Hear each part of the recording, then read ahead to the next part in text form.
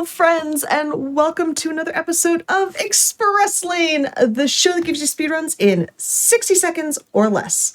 I'm your host, Oscar424, with occasional guest appearances from my co-hosts, Galahad and Freya, who have finally learned their lesson and are sleeping very peacefully around me.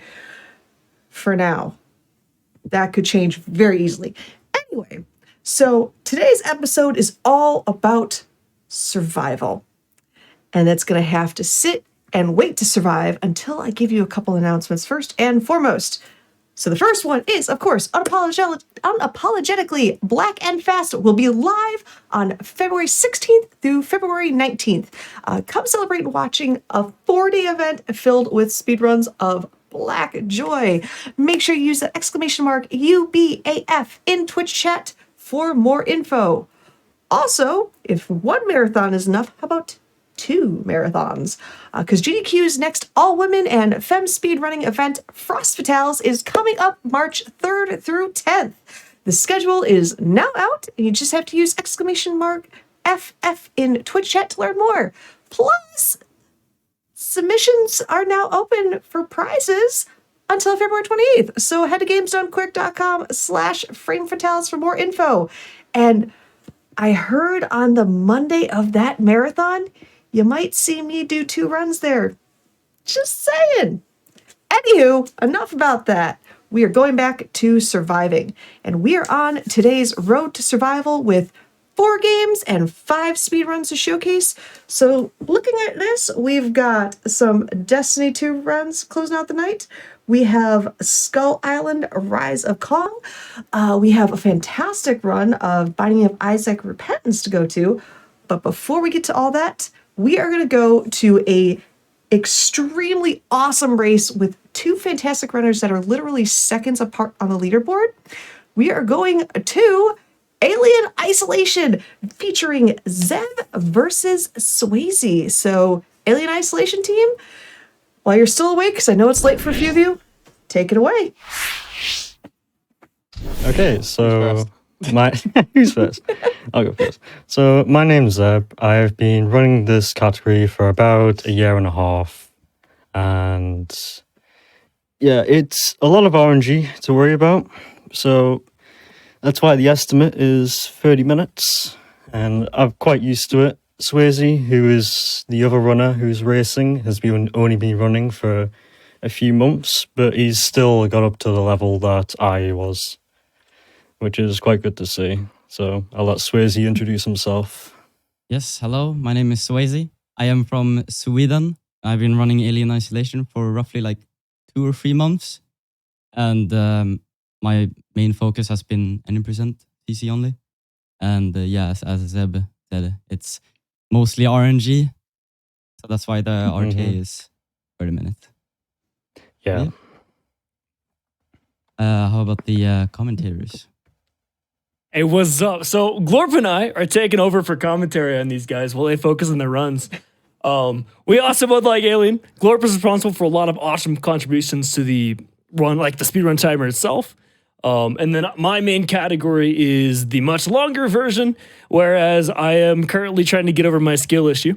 But I still love Alien, and I know at least enough about this. Well, apparently there's a new Mission 18 tech that I don't know of yet, so that'll be fun to see. I'll learn some stuff like you guys are learning some stuff tonight. Glorp, how about you, Omi? I am Glorp. I started running Alien about 2.5 years ago now, and I started off on the 90%. I got to a reasonable standard and then just dropped off of it. I switched over to NMG Novice, but I was responsible for building the code for the 80% timer. So apart from that, yeah, it's been a fun time, and I'm excited to see this run go ahead. Yeah, I am as well. This is going to be awesome. A legend versus legend. Well, Sam, whenever you're all set to go, Okay. we can we'll go in the get this RNG fun started. calibration screen. Yeah, so we start on the calibration screen, then someone does a countdown. The timer doesn't start until a loading icon has disappeared, so it's on It is located in the bottom right Novice. as well. So. Yeah, I'm ready. All right, Asuko, want to do the honors? Sure, we'll count down. We'll go Make from sure you 3 to tapped go. into the So, game. everyone in the game? Yeah. All right. So 3, 2, 1, go. All right. All right, and then their official timer starts in just a couple seconds. Oh yeah, they skip a couple cutscenes, and then once the loading screen bar disappears again, So right one about should start right now. Yeah. now. Looks like Swayze got a bit of a loading start here, but it's all right. We're about on par. Yeah. So if we're really lucky, I have scroll wheel bound to crouch. That'll be a real shame. Imagine if you don't have the bindings. if we're really lucky, we'll see the rare Mission 1 soft lock. It's the secret end. And then whoever soft locks Mission 1 will be crowned the victor of this race, whatever happens for the rest of the game. At least that's my vote. Yeah, there's so many places where this run can fall over. The RNG is out the wazoo. The only things that are literally certain are 2 flare placements and a shotgun. Everything else is random. That's pretty much it. So what you're seeing right now on Zeb's screen right now is he's doing some dialogue tricks. So there's dialogue that you usually have to sit through, where Samuels and Taylor will talk to you for a bit, kind of the intro lore to the game usually. Using some tricks with exactly where their triggers sit, they're able to walk by and have the dialogue kind of pass invisibly for the minimum objective duration time. And we save a couple minutes as opposed to just sitting and watching the dialogue. You might also notice that they're not in English as well, because the dialogue you are required to listen to does get spoken faster in Italian and French. In full category, Italian's faster. I don't know. I literally I think Zeb's in Italian and Swayze's in French right now. So it's like it goes both ways. I think French is like half a second faster on the any percent. That sounds familiar. Ooh, and Just actually, we have so few people run it on French. I do see a quick question in chat. And what is CC only? Oh, yeah, that's a really good question. Glor, would you like to explain, or should I take it over? I can explain it. So crouch Sure. clipping is basically spamming crouch while you're sprinting in specific locations. When you crouch, the player's position is offset each time you crouch. So when we're sprinting into objects, it doesn't know what to do, and it just starts throwing us through walls, doors, you name it. One of the unique features with crouch. Sorry if you mentioned this. I had a little brain fart there for a second. One of the unique features with setting it up is you bind your scroll wheel to the crouch. That's the only way that you're able to get enough inputs into Alien fast enough that it'll start to break like this. Otherwise, the physics engine does do its job. But yeah, Alien's got a weird feature where it drops a lot of keyboard inputs. Even if you turn off VSync, you get enough keyboard inputs to work, but anything from the mouse, it prioritizes, and you can get a lot more out of the game. And so you can see right now Swayze's messing around with it here as we wait for some dialogue here. Basically, Mission 1 ends as soon as they collect the briefing document sitting there. Gotcha. I'm not used to hearing the French dialogue in this room. Yeah, it's throwing me off. All right, and with that, keep me on Swayze's your just a toes. little bit ahead. But it's close. This is a good start. And no one soft locked. We didn't get the rest soft locked. Sometimes Samuels will just stand there. Yeah. So when that actually happens, we know who on the commentary team to blame. Got it. Not me. Oh man. The lore is That kind of hard was to a bit follow when we boring. skip through the majority of the game. Basically, the route they're going to take here is Mission 1 to Mission 2. Okay, so far so good. And then we skip most of Mission 2 and go to Mission 3. And we say, you know what? Actually, Mission 11, that's next. That comes after 3. Finally, after 11, they'll go back to the area that's in Mission 2, but kind of in... I think the mission is still set to 11 in the area. And then finally we skip through, you know what? Okay, after 11, if I'm counting normally, 18 comes next. So 18 and then 19 and they're done. So lore's a little hard to follow, but we got off the initial starting ship here and there now on the actual space station where most of Alien Isolation takes place. A lot of Mission 2 is kind of a auto-scroller tutorial type of feel. One of my favorite parts about an OCC is the first glitch you'll see coming up here, or first, I guess, skip you'll see coming up here. It's an out of bounds and it skips most of this mission and therefore most of the tutorial part. There is an important tool called Maintenance Jack that they skip picking up, which means we can't use it as a weapon later, which is okay, but it does add some extra caveats here, which we'll probably explain a little more as they get to it. Yeah, and also because we skip a portion of Mission 3 as well, we also don't pick up the access tuner, which does the hacks on doors and terminals, which you need in Mission 18. So there is a specific thing to do. And if you don't have it set up right, you have to reload the game. That's another really good good reminder there. There's all kinds of funny things that are somehow still just barely possible in this category. It's almost like they wanted us to break the game. Yeah. It is inherently jank, this game. Yeah. All right, coming up on Swayze's screen is the first crouch clip. You'll kind of, oh, that was really clean. I didn't even get the chance to explain it. That was really good. They're insane at the M2 door now. That's nuts. I thought I was starting to figure out, but no, I'm a novice compared to this. Oh wow. All right, yeah. Swayze's almost got the first out of bounds here. Cool thing about this is they're gonna fall. Don't die. Yeah, you can die. You can kind of really break your run here. But you should fall, if you do it right, you fall directly in a cutscene just like that. And that teleports you to the very end of the level. It's this gigantic underground loop. That was really clean from both runners. We are still head to head here. Now, it could be anyone's game because this tram is one of our favorite RNG elements where it can sometimes take plus or minus 10 seconds to arrive just because of how lucky you are. Spoken like someone that truly appreciates RNG. Yeah. It's really weird. So Zeb has an issue with most of his runs where at the end there's a section where you're in a spacesuit and you walk. There's a possibility that you can walk fast or slow.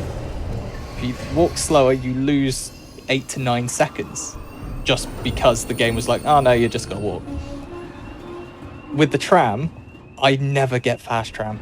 I never get the fastest tram. So I always lose like 6 to 7 seconds every time. Yeah, there's some things like it that are just totally hardware or something. It just, the game just does not like you there, specifically. Yeah. There are so many things with this game that we still cannot tell what causes it. Like when we play through the actual game fully, we meet Axel, and the first time we meet Axel, he knocks over a light and he runs. But there's a delay, and people have strats that they swear by, and it's just at the moment it's just completely random. We don't know what causes it. Didn't you propose the strat where we look in kind of the bottom left? Yeah, so I've had really good luck with that. I've literally gotten him like 9 out of 10 times ever since you showed me that. Yeah. It's basically, it's like when you go to crouch, it's like you don't move your mouse. You just hold W and just pray, and 9 times out of 10 he'll always fast run. You should probably explain what's going on in the run here. So they're doing another cool type of clip, not a crouch clip, but a brace clip, where you can look through the door and then grab the remove brace from the other side, which immediately in here you can get to this brace regularly just to run all the way around. But they're able to grab this. This med kit here is a guaranteed spawn. And the nice part is that if they ran into the shock, the 50 health you get from the med kit is basically just guaranteed, so you can be at full health here. Because we're waiting for tram number 1 to get back to the M2 area. And this is how we're gonna skip to effectively mission 11. Is once you leave mission 2, the shotgun will spawn, which we don't have a way to get through to finish the game at all without the shotgun. You can basically hard lock your run by not having any weapon for mission 18. Yeah. So yeah, we do basically a big loop here, and they're able to do a bit of prep work, but that's what's going on here. Yeah. So basically, the tram area we were just in was mission 3 start. We're now in technically the start or like the end of mission 8, where we would go and meet the marshal and go on to mission 9, which is what everyone hates. I mean, atmospherically, it's a cool mission. It's just, it is the auto scroller. Like, there's mission 2, which is okay, and then mission 9 is just, you go at snail speed. Okay, so this is a fun one. Do you want to explain it, Glorp? Yep, so basically this is the door. So you literally just scroll and look in a certain direction and you will just start clipping through, and we go into mission 11 area. And then go through some shutters. Yeah, the clip right there is a particularly fun one where it has to be really, really long. So just kind of spamming your wheel back and forth, like for the usual doors, just doesn't do the trick for this one. You just will not get through it. And so a lot of runners, they like to pick up the Logitech mice with the free scroll. Yep. So you can just flick the wheel and call it a day. If you're like me and you don't have a free scroll mouse, though, there is an alternative technique. It has been shown off on GDQ before, but as a quick explanation, we call it race car technique, where you flip the mouse upside down so you can do really long scrolls via using the desk to roll the mouse wheel. And it's really fun. It feels very powerful. I remember seeing that clip. That is awesome. You at least make the nyum noise when you do it. Oh, you Exactly. have to. That is required. Otherwise, the clip doesn't work. Yeah. But this race is still super head-to-head, too. This is awesome so far. I'm so focused on explaining what's going on that it's like, wait a minute, this is actually cracked. Well, it's like looking at the leaderboard for Alien Isolation, the times are so tight. And especially with how RNG heavy this is, it is amazing how just perfectly everything looks. It's wild. Some people are like nearly 1,000 runs deep. I've just pipped over 1,000 last week on this. Just novice any percent. Oh wow. And I'm still 5th. So one RNG as well that isn't a run killer but really helps that the runners are looking out for is extra shotgun shells.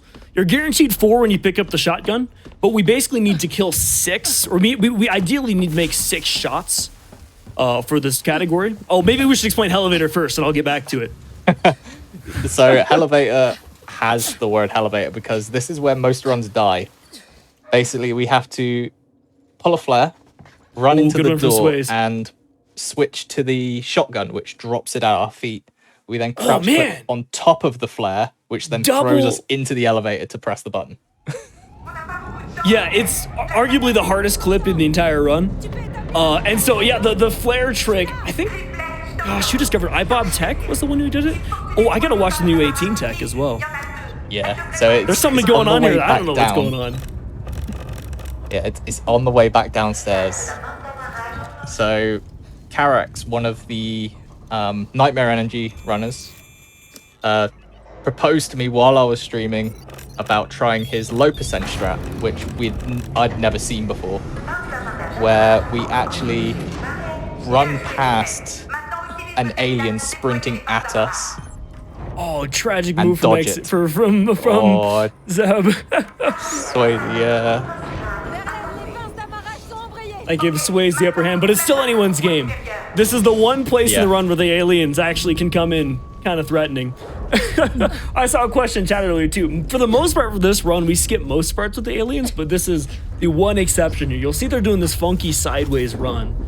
We call it psycho running, as it was found by our favorite runner, Psycho Hypnotic. And the idea is if you're sprinting, strafing right, and toggling crouch at the same time, since the game will override your crouching with your sprinting action, it resets your animation and also resets your sound that's being played, so you make no sound while you're moving. And we're just about to see the new strat. So we psycho run at the bottom of the stairs, and the alien runs behind us, and we silent run I have past. seen this one. Okay. I didn't know how new it was, but yeah, but that was still super clean from Swayze. First try on that. That one can sometimes take a couple. Seems to be a bit of luck and a bit of timing and a lot of skill. So, the way you don't get caught by the alien at that point is the one that's chasing you down the stairs runs into the one that's running at you, so they actually hit each other. Confuses the Okay, AI man. slightly, and then Holy by shit. that time you run away. Whew. Yeah, these are some really awesome runs so far. Still no critical mistakes from either runner here. Bit of RNG difference, one missed hack.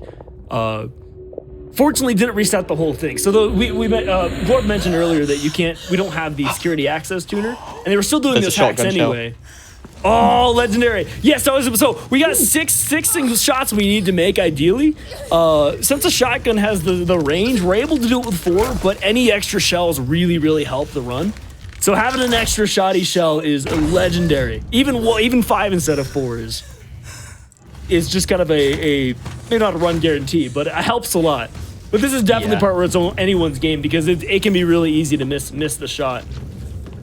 But the idea here is that we have face huggers now, which we need to kill because there's no way to get past them without killing them.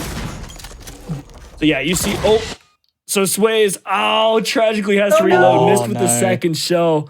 That puts Zeb ahead of the game now. You notice they stay in a very specific spot to try to bunch them together to try to get both huggers with the same shell. Zeb also has to reload, also missed both huggers. This is the most RNG heavy part of the run, absolutely. Oh no, Sweet's at the lineup and the shotgun still betrayed him.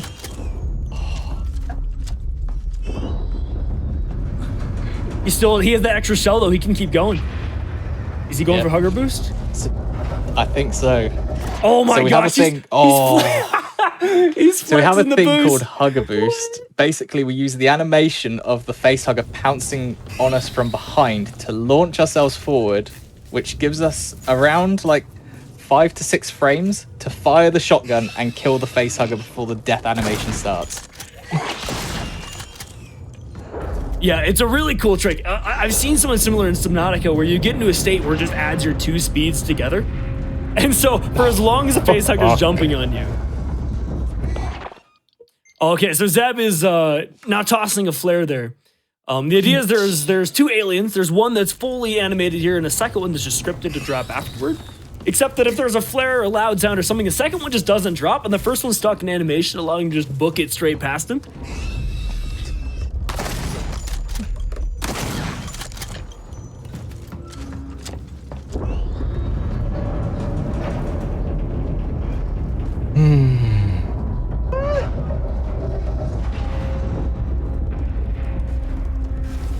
Got my fingers crossed for Sways here on these huggers.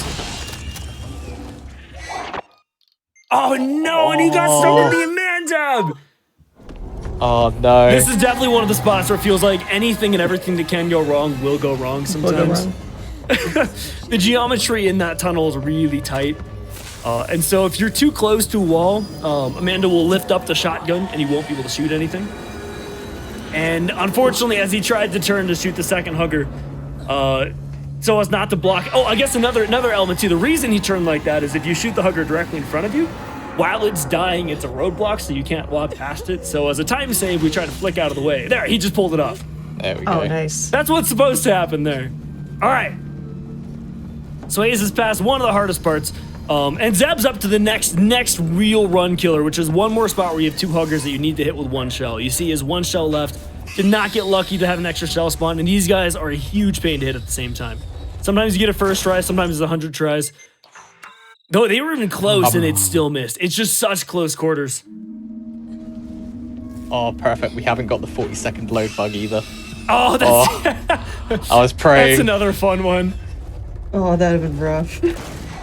So as you can see, with the facehuggers in the vent, they spawn in 2 separate locations. Sometimes they can like turn around the corner together or separated. If they're separated, it is very difficult to get both of them with 1 shot. Nigh impossible. So you have to get the good RNG of them coming around together to get the shot. Yeah, absolutely. You can see just like this, Sways is already catching up to Zeb again. You see he also ran past, exploited the geometry in the level there to skip that tram animation. Zeb did the same thing, and I was like, oh, I should explain this while I was already explaining the other thing. This run is so jam-packed with little bits of tech all at once. It's kind of maybe like a showcase of Alien's best moments. Man, Zeb is really struggling with RNG right now. That's rough. There's a reason why I have this split called Yikes. Yeah, that goes hard, dude. Oh, hey, he got it. There we go. As soon as Sway's in the vent, he nice. finally gets the RNG. Oh, and he stole They're the at the extra same shell. point. It is Yeah, head to they're head. at the same It is point. still head to head. Literally, a skill walk could be the deciding factor of this run. Glorp mentioned it earlier, but yeah, it's just you walk fast or you don't. Does the game love you or not? The world may never know. We could also have missed double pins. Double pins also could be a big save. Double pins is hard to miss unless you're nervous. And being like the last Yeah. actual tech in the run, there's a reason I had the role in the server single pins for many months. Yeah, definitely. I'm many not going to be missed happy PBs. if it goes down to whoever's got fast walk and who doesn't. Honestly, that would be the most legendary showcase of no CC. Or sorry, CC only. Wow. Wrong Yeah. category. I'm a broken record, dude. I only know no CC. I only know the run that pains me the most. I don't know. I know a new run that can pain you more. Uh-oh. Low It is percent called NMG. No, locker percent. No, dude, I'm looking forward to that one. That's gonna be a legendary run. So we've actually got that one working now. That's awesome. 232 lockers you got to get into. Yeah, no, that's reasonable. That's a good one. It feels like the epitome of 100%. You know, it's 100% is one thing, and then there's all lockers, which is the true 100%. I've actually explored the whole game. So there's a quick message in chat that we'll have to tell Swayze from someone named Merrick says to not miss his I double just pins. saw that one myself too.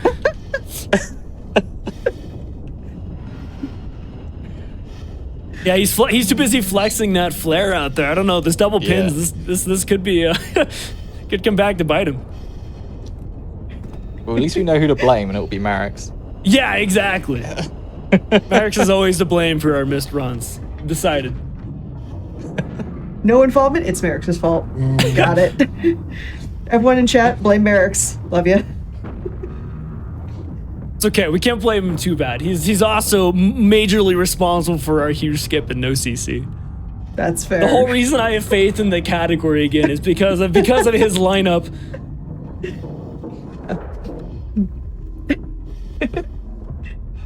So yeah, when we mentioned mission 9, which we don't see in OCCs and auto scroll, sorry, in CC, I'm so in CC only, we don't see mission 9. What I mentioned as an auto scroller, it's because we walk at about this speed for about 10 minutes straight.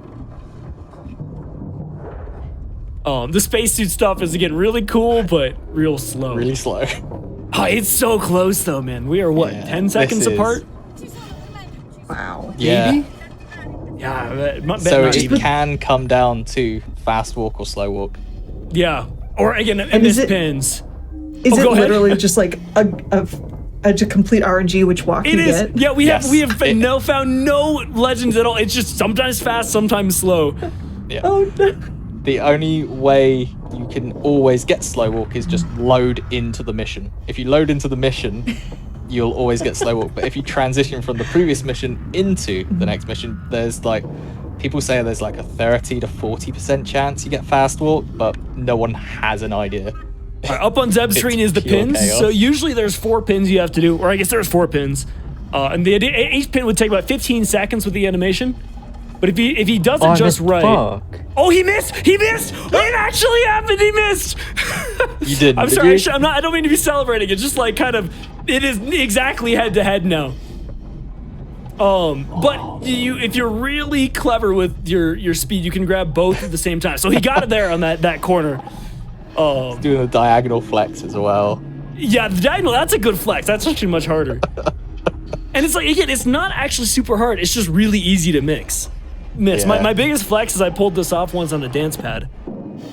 Yeah. What? But- you won't see me doing that. I've tried I on the did not steering expect wheel. to do it either. It was Yeah, one of those, I- wait, did I seriously? There's no way I got it. But yeah, so now it's like precisely head to head. The prophecy has been foretold. It is down to who gets fast walk or not. or skill walk, as most accurately is called.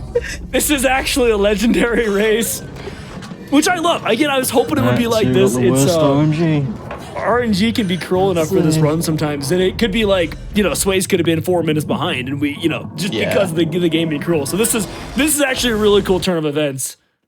So Now, who's going to be blessed? When does time come up? Just so we know, like. Yes, so So- we have an See how close animation it where we is? press a button, we can count it down. And Swayze got fast walk. Yeah, I think it's over. Unless he misses the prompts coming up, which is, they're always the same ones. Oh, you can they just both hold got the fast key. walk. They both got fast walk. Oh man. It appears Swayze has this one in the bag officially. So, yep, So- he'll press a button on the side of the wall, and then time is as soon as the screen is black. We can call it out though. Yeah. Oh my gosh. I say, considering it's so close, we bring them both back in at the same time. I think so, yeah. And then we tell them. All right, Close 3, it was. 2, 1, time. Time. So, Mississippi 2, Mississippi 3. Yeah. See, even though I say I'm broken record, I've only played no not sure. Like CC. 8 seconds. Yeah, no, that's literally 8 seconds is the that would've time been save slow with and fast fast walk. Literally, if Hello. Swayze got slow walk and Zeb got fast walk, it would have been an exact tie. Huh? What? What was that double pin skip I just got? That's crazy. I've never seen that You before. guys are back. Congrats on the runs. Dude, it was so close. Swayze, did you cut to black? What Did you? happens? No, like the cutscene just, I did the double pins and it just, I don't know Oh, if they you know stood they're up and it back. went straight to black? no. Yeah. Oh. No, it just. I'll have to- it- I'll have to rewatch it. Yeah, that animation you just didn't. I've never seen that before. It's like a cancelled. Can someone animation. explain? the game again? Oh, Yeah, that- What? I just going got back to see what it is. I just finished. Oh, Yo, Seb, first off, literally, there is 8 seconds between the two of you. Oh my god. Okay. A 25-13 versus a 25-21. And the winner is Swayze. yeah, Now we have our favorite credits. GG. it's just a battle of luck, to be honest. I got shotgun shells and you were still so close. Huh? You got shotgun shells? I did. Yeah, he did. Yeah. Oh my god. I died so many times from the first huggers and the hugger boost. Jesus, So I was man. like, nah, I'm not doing this hugger boost. I mean, back and forth is an understatement. I mean, up until the face huggers, you two were pretty much in lockstep. Dead serious. Uh-huh. And it just, y'all are amazing. I'm gonna shut up. I'm gonna let y'all talk. Give some shout outs to yourselves. All right. Well, I don't have much to say. I just. Thanks. Well, where Crazy can they run. find you? What are you playing? What are your thoughts? I thought. We've never got a race this close to each other. It's always like You can even 2 minutes apart or something like that. It's Yeah. Also, you're a new PB. We were actually racing and you got it. Oh yeah. Right? Crazy. Jeez. GG. Yeah, I got lucky on Yes, remind- the shotgun shells. Yeah, They're lucky. very rare Yeah. to get. Remind everybody, where can they find you on Twitch or any other streaming platform, and what are you playing right now? Oh, yeah, Okay, so- twitch.tv/SwayzeDBD.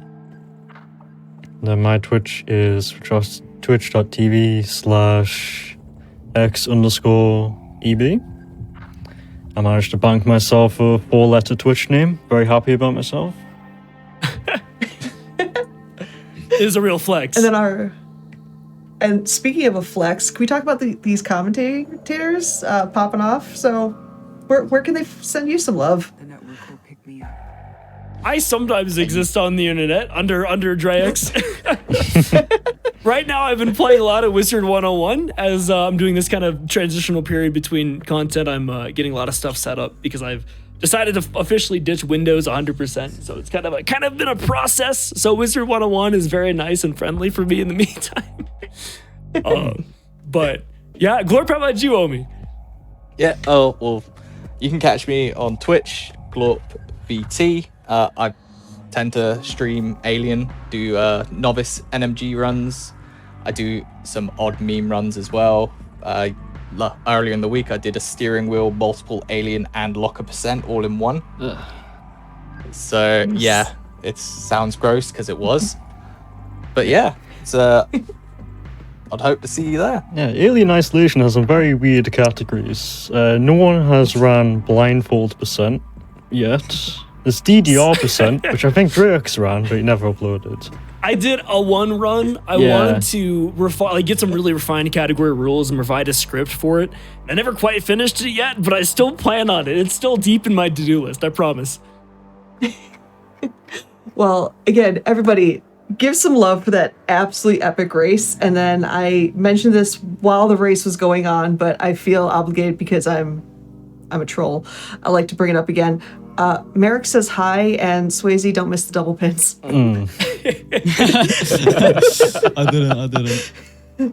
So, all right, everybody, the fun is not done there. We are heading from Alien Isolation to the Binding of Isaac Repentance when we come back. So stay tuned for more Express Lane on the road to survival.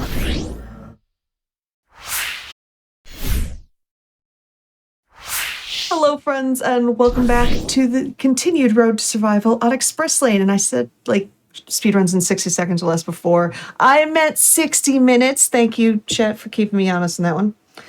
But anywho, before we get to our next run, I do have one quick thing I have to mention, and that is, as a reminder, your subs, your Prime Gaming subs, your gift subs, and bits that you cheer on this GDQ Twitch channel help support Games Done Quick Hotfix. So if you enjoy watching speedruns like this, like the race previously and our other runs to come, you should consider subscribing to the channel, and there's some really cool emotes and everything that you can use too.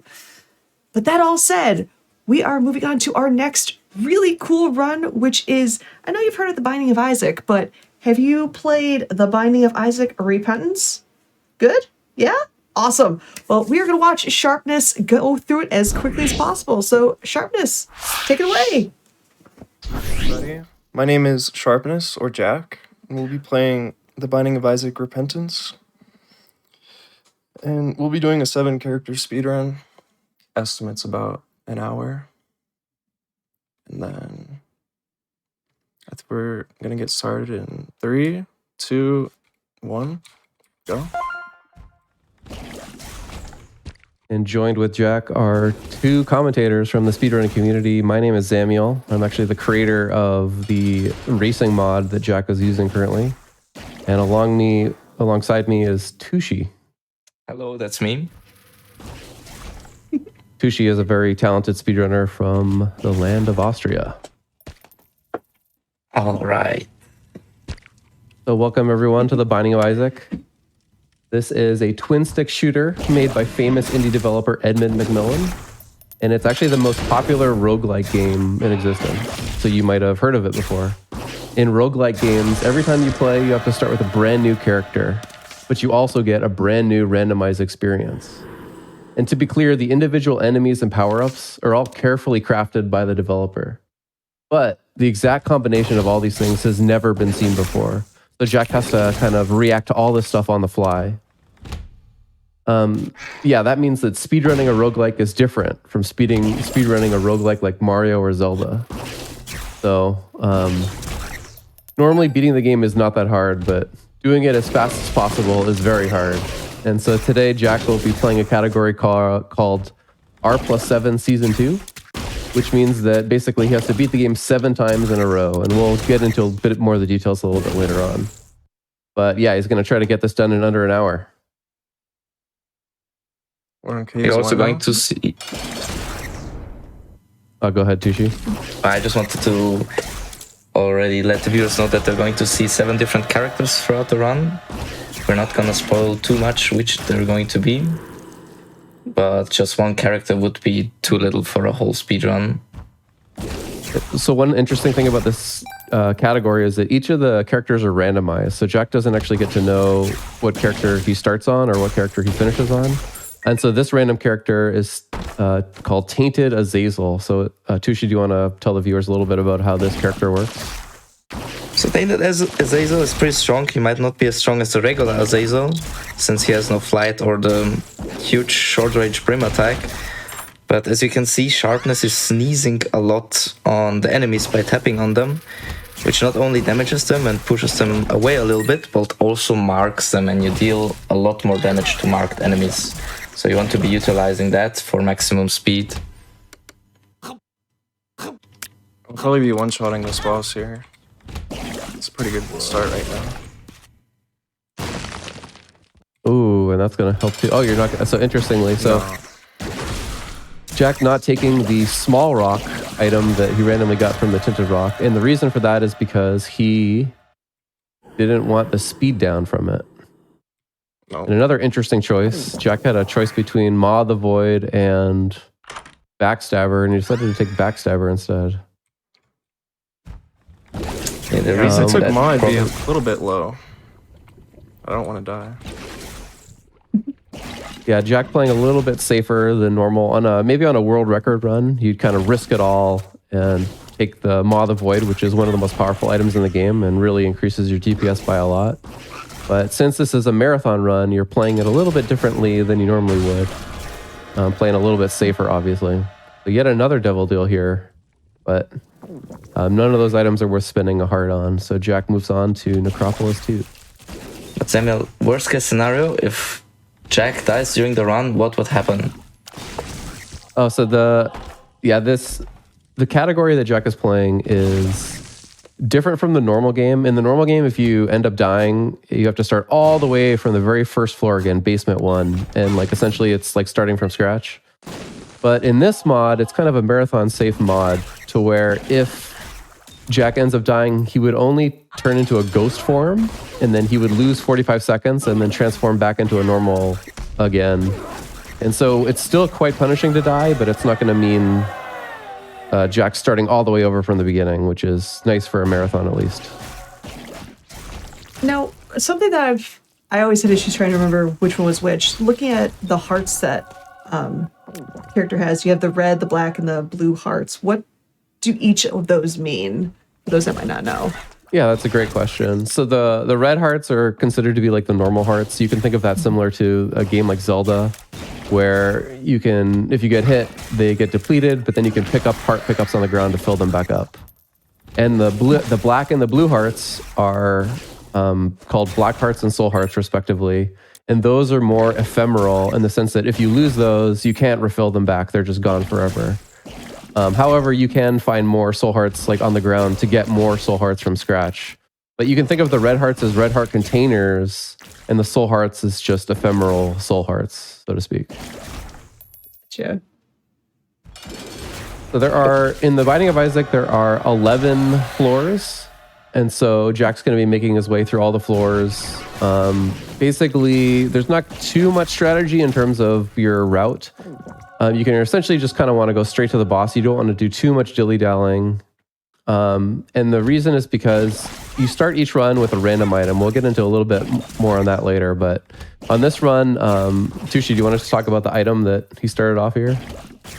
Yeah, the chocolate milk is not that is just allows him to shoot the brimstone earlier or even fully charge it and deal more damage. But I think what's more interesting about this run is that Jack got the duality, which actually allows him to choose between angel deals and devil deals even after already having locked into devil deals. And usually in this category, you just see speedrunners opt for the devil deals because the going underground is just such an important item. But Tainted Azazel has really good synergy with some angel deal items, so that's probably why we see Jack opting for the angel deals on this run. I want Sacred Heart. Exactly. Yeah, Sacred Heart is the strongest energy in the game with a Brimstone style build like the one he currently has.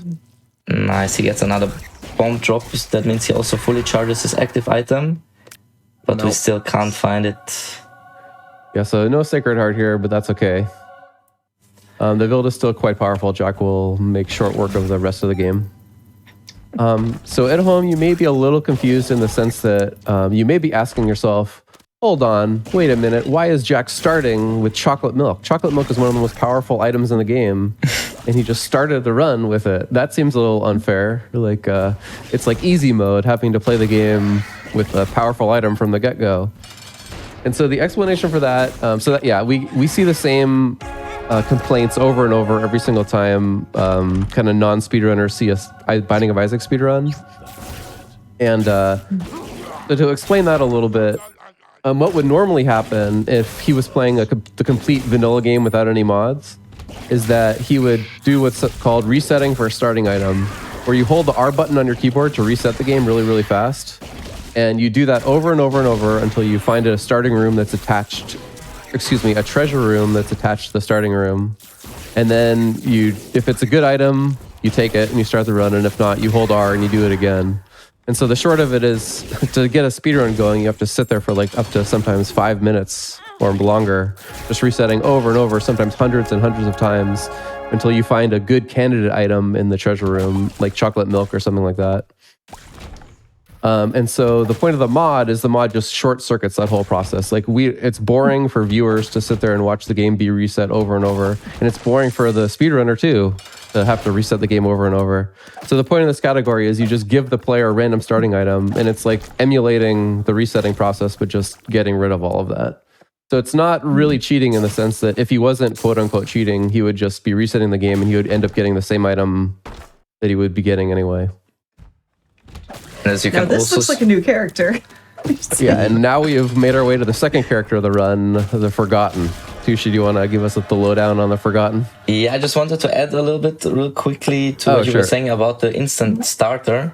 We not only get an instant starter, but each character also starts with the compass, which will decrease the time running around through the floors significantly, which is why this season is considered to be the fastest season out of all of Racing Plus categories.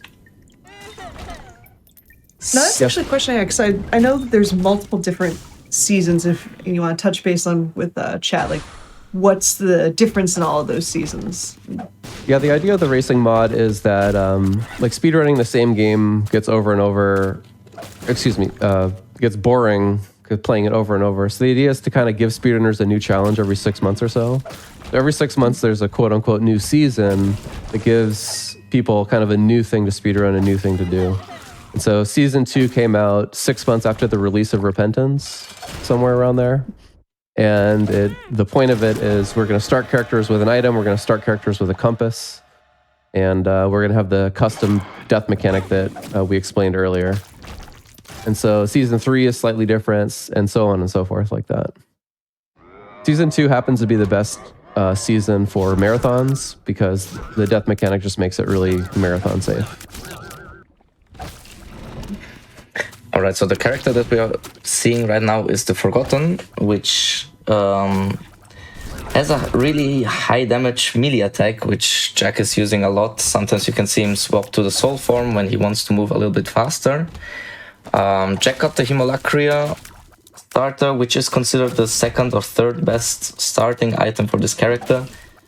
Only topped by Polyphemus, just because that's as strong as it gets for Forgotten.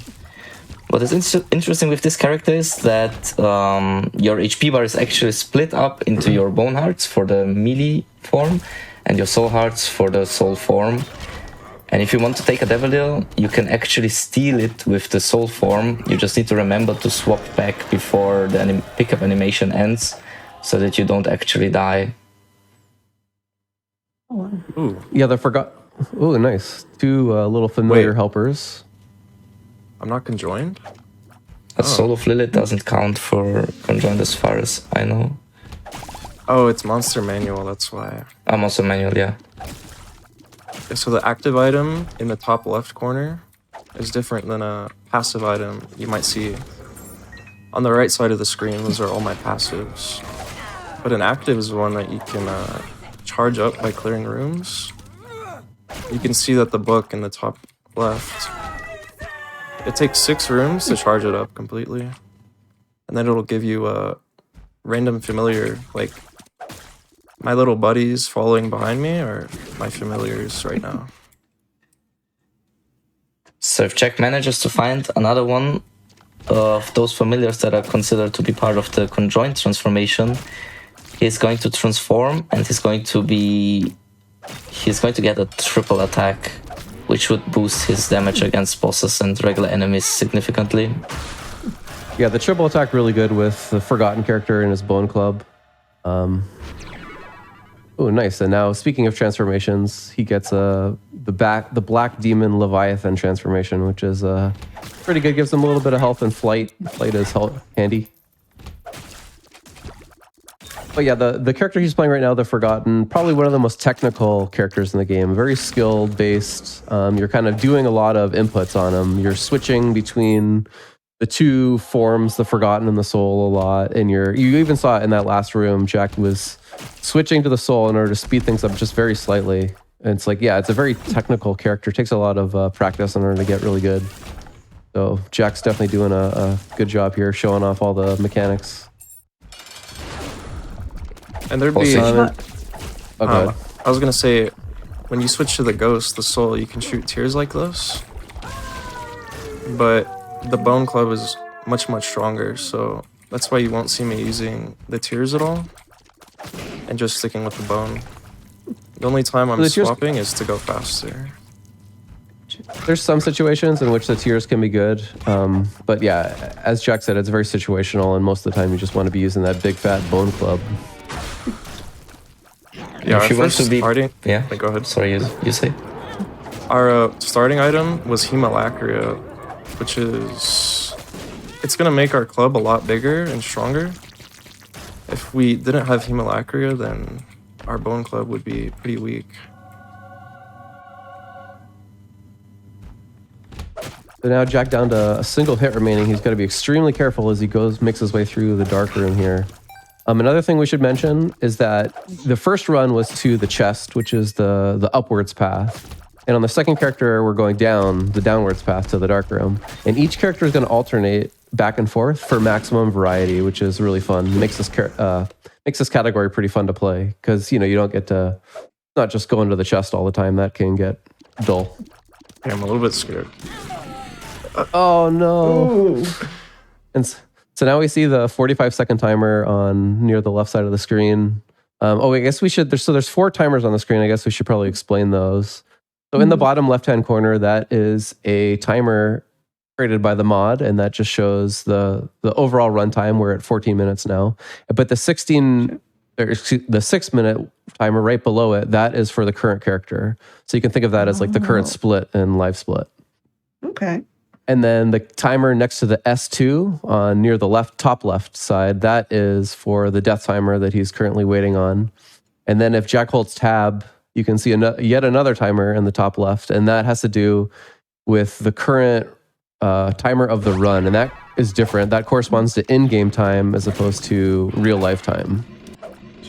So that one isn't really needed unless you're thinking you're going to miss the boss rush or something like that. It's more of a technical timer, but...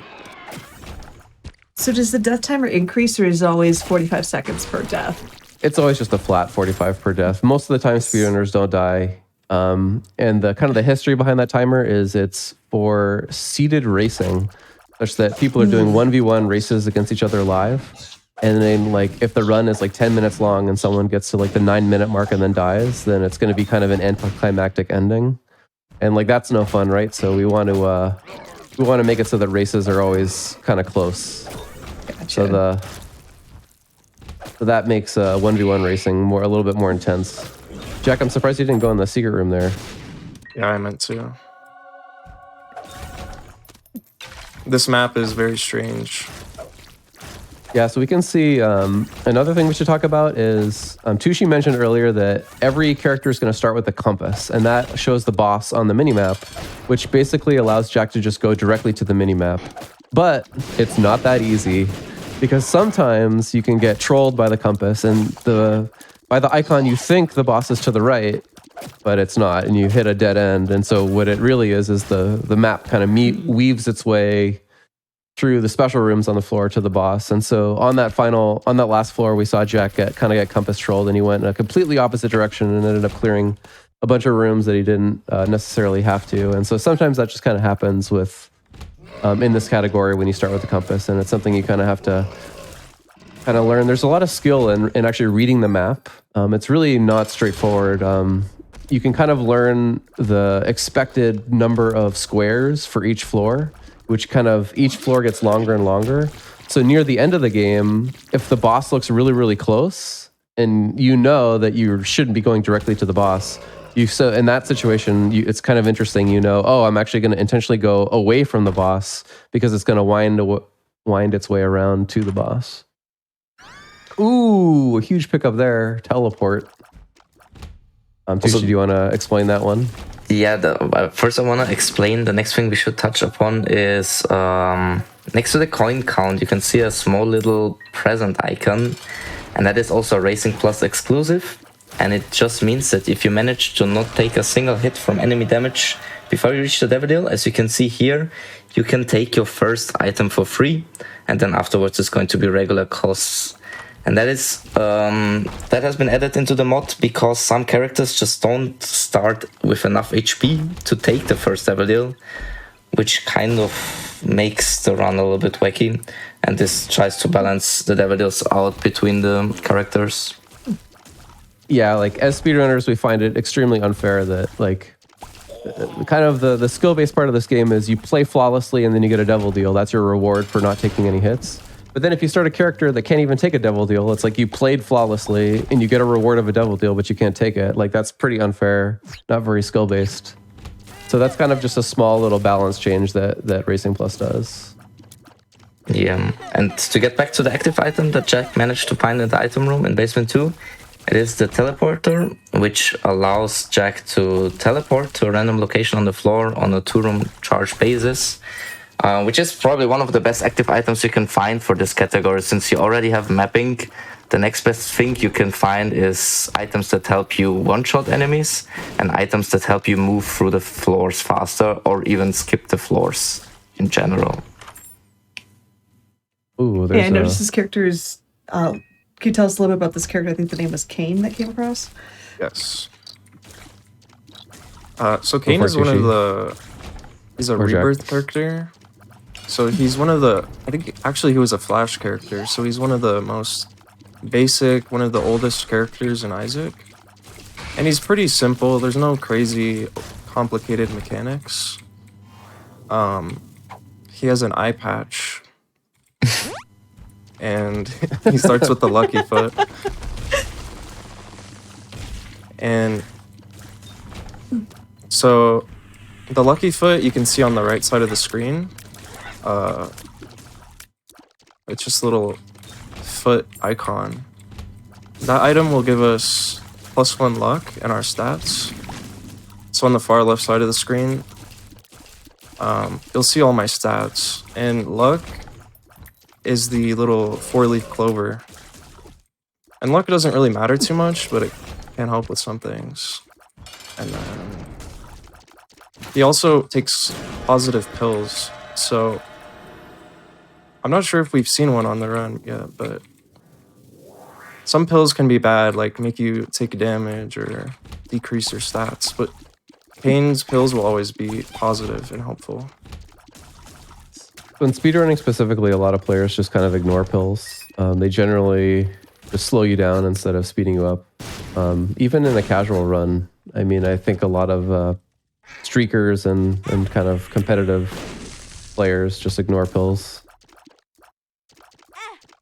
Also the start... Yeah, sorry. No, I was going to say, I've seen a few people in chat that, like, first off, the commentary, they're absolutely loving with how informative it is. And there's a couple people that are potentially interested in joining the speedrunning racing community. So, like, definitely touch on if you have, like, a Discord or a site that people can go to and kind of learn more about the racing scene for Repentance. Yeah, I'll drop a link to the Discord in the chat. But in general, you just go to speedrun.com, search for Binding of Isaac Rebirth, and then the latest... Ooh, a Deadeye. The latest version is called Repentance. I'll get into that in just a second. But if you search on speedrun.com for Binding of Isaac Repentance, then you'll find the link in the forums. It's a pinned post, and so that should get you started. And then there's more information in the Discord or like how to start playing and good categories to start with. In fact, this is probably the best category to start with, because if you make some mistakes and end up dying, it doesn't really matter that much. You only lose 45 seconds, and so that's a really great beginner mechanic as well. So Jack picked up a Deadeye from the boss rush, and then he teleported out in order to steal it. And so that was a great pickup, and that's going to make Jack's build a lot more powerful because Deadeye gives you a pretty big damage multiplier. Also, Jack went out of his way there to visit the shop. He was probably hoping to find a soul heart there since he's kind of running low on HP. Yeah, So that's spooky. As Jack makes his way through the womb, I'll talk a little bit about the history of the game because we haven't talked about that yet. So the original version of this room is so annoying. How do you do this? Bomb. Oh, you don't have a bomb. Oh, okay. Oh, there you go. I got it. That was Like a little puzzle. Oh my Yikes. gosh. Watch out for those spikes. Oh, that was an annoying room. But I should mention that the original version of The Binding of Isaac was made in Flash all the way back in 2011. But nowadays, people are probably more familiar with the remake, which is called The Binding of Isaac Rebirth. And that one came out in 2014. And since then, there have been 3 DLCs released for the game. Each of them make the game even more complicated. And the last DLC is called Repentance. And that one came out just a few years ago in 2021. And so this is the version that Jack is playing on today.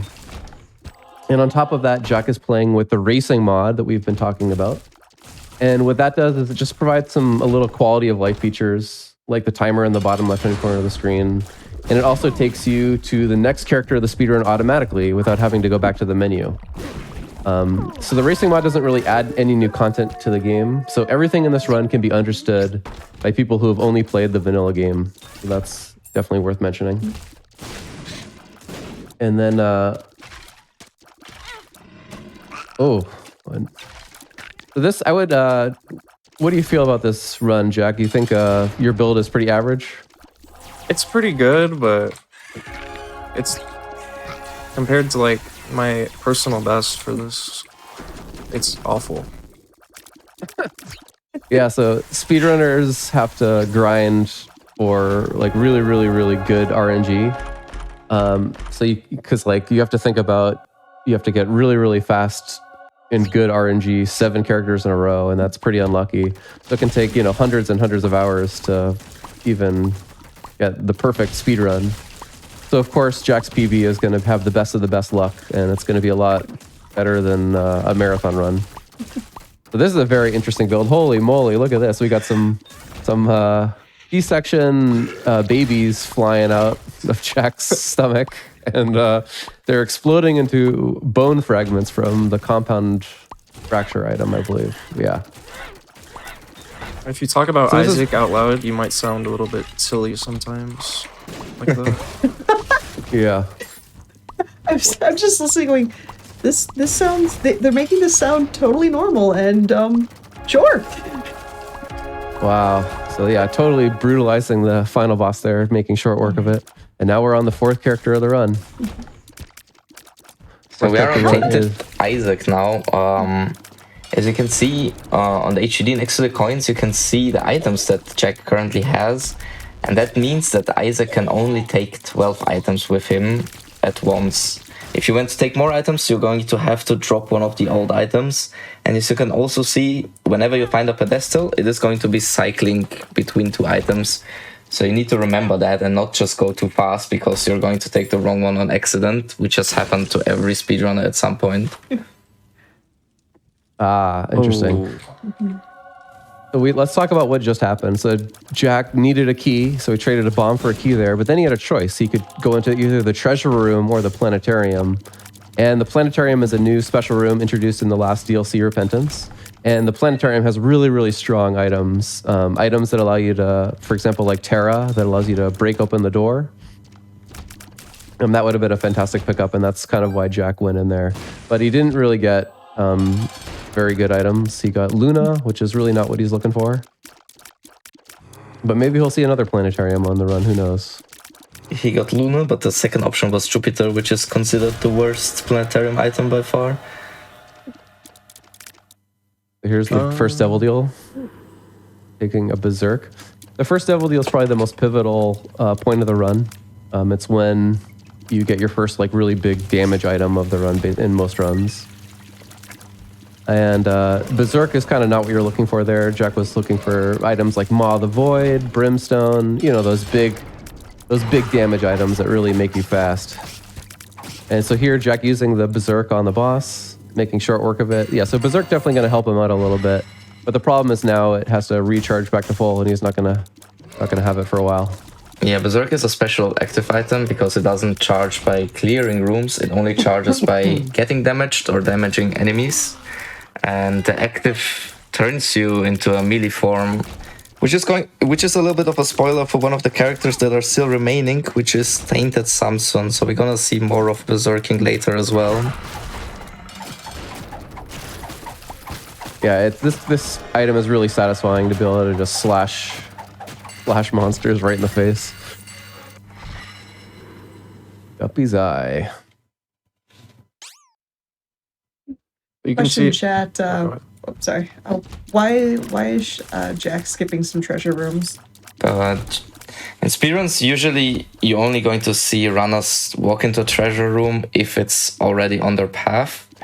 Otherwise, you'll try to have a strong build without treasure rooms, and it's usually not worth your time to just go out of your way to visit it.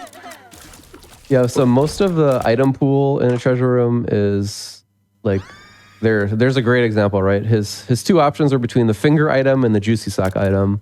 Both of those items essentially do very, very little. They will just an incredibly tiny amount of damage. So you think of it as speedrun in terms of time, right? The amount of time that finger would save on the run would be like a second or less. And the amount of time that a juicy sack would save would be like a second or two. Like juicy sack's slightly better, but like both of them don't really matter in the grand scheme of things. And like a lot of items are just like that. The big damage items are not coming from the treasure room. They're coming from places like the planetarium. They're coming from the devil room. They're coming from the angel room and the boss items. Those are the tears up items, the speed up items. Those are the items that are actually going to make you complete the game faster.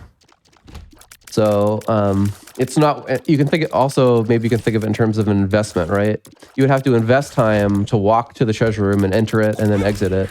And it's just not, the payoff from the item is not going to make up for that. Oh my gosh. Yeah, very tanky champion enemy there. These guys are called Psy Tumors. Very fun enemy. Let's see here. Another question really quickly is the amount of the item descriptor allowed? For speedrunning, no. And the reason is because it actually allows you to cheat. It allows you to see what cards are when they're on the ground before you get the chance to look at them. And so that would save you time, obviously, because you could just, instead of having to pick up a potential card that could be good, you could just see that it's a bad card and then move on to the next room. So for that reason, the external item descriptions mod is not legal for speedruns. But I think if you play this game a lot, you will learn what all the items do. It doesn't really take all that long in the grand scheme of things.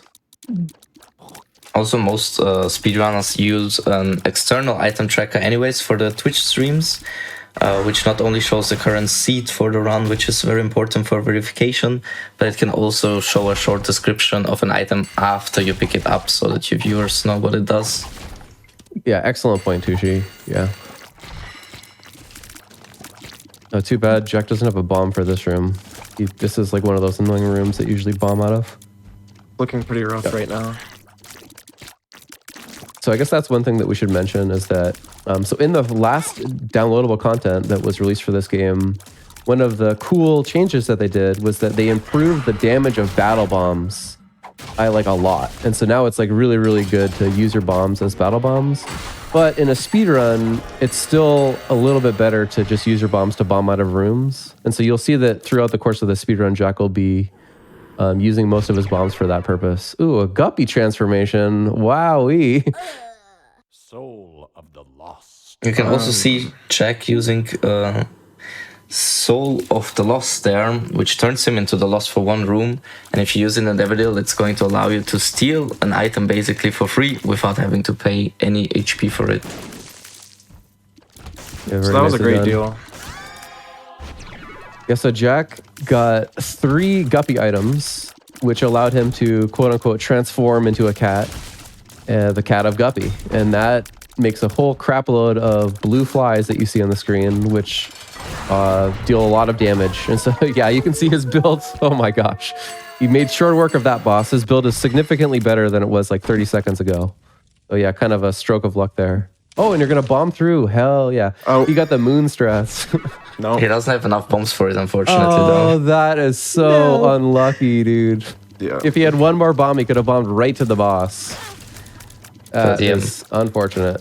Guppy not only made this build stronger DPS-wise, but it also made it way safer now because he has 9 additional lives before he gets into the ghost form that we saw before.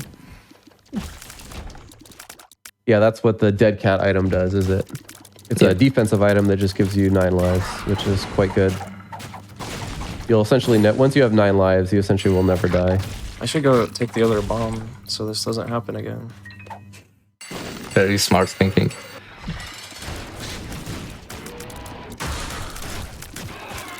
Yeah, so getting Guppy is actually extremely unlikely, so this is quite a treat for the marathon to happen to randomly get Guppy like this. And if you're an old Binding of Isaac player, you may be thinking, that's weird. Guppy's actually pretty common when I played the game. But over the course of the past, like 5 years, more and more items have been added to the game with every subsequent DLC. And so nowadays, there's just so many different items that getting Guppy is so rare, like because of all the item pools are diluted and inflated. I think Which there's not like only makes it harder to get Guppy, but it also makes speedruns way harder in general. Yes. I think there's why, like 700 items in the game total, right? Oh, wow. A little bit more more, than yeah. that. More than that, yeah, around 750. And here we are on the 5th character, Tainted Samson. All right, perfect. This is exactly the character which we were talking about earlier, which also has like the Berserk ability, but this time you can't control it. You don't have to press spacebar to turn into the melee form. It's going to happen automatically once the little circle fills up.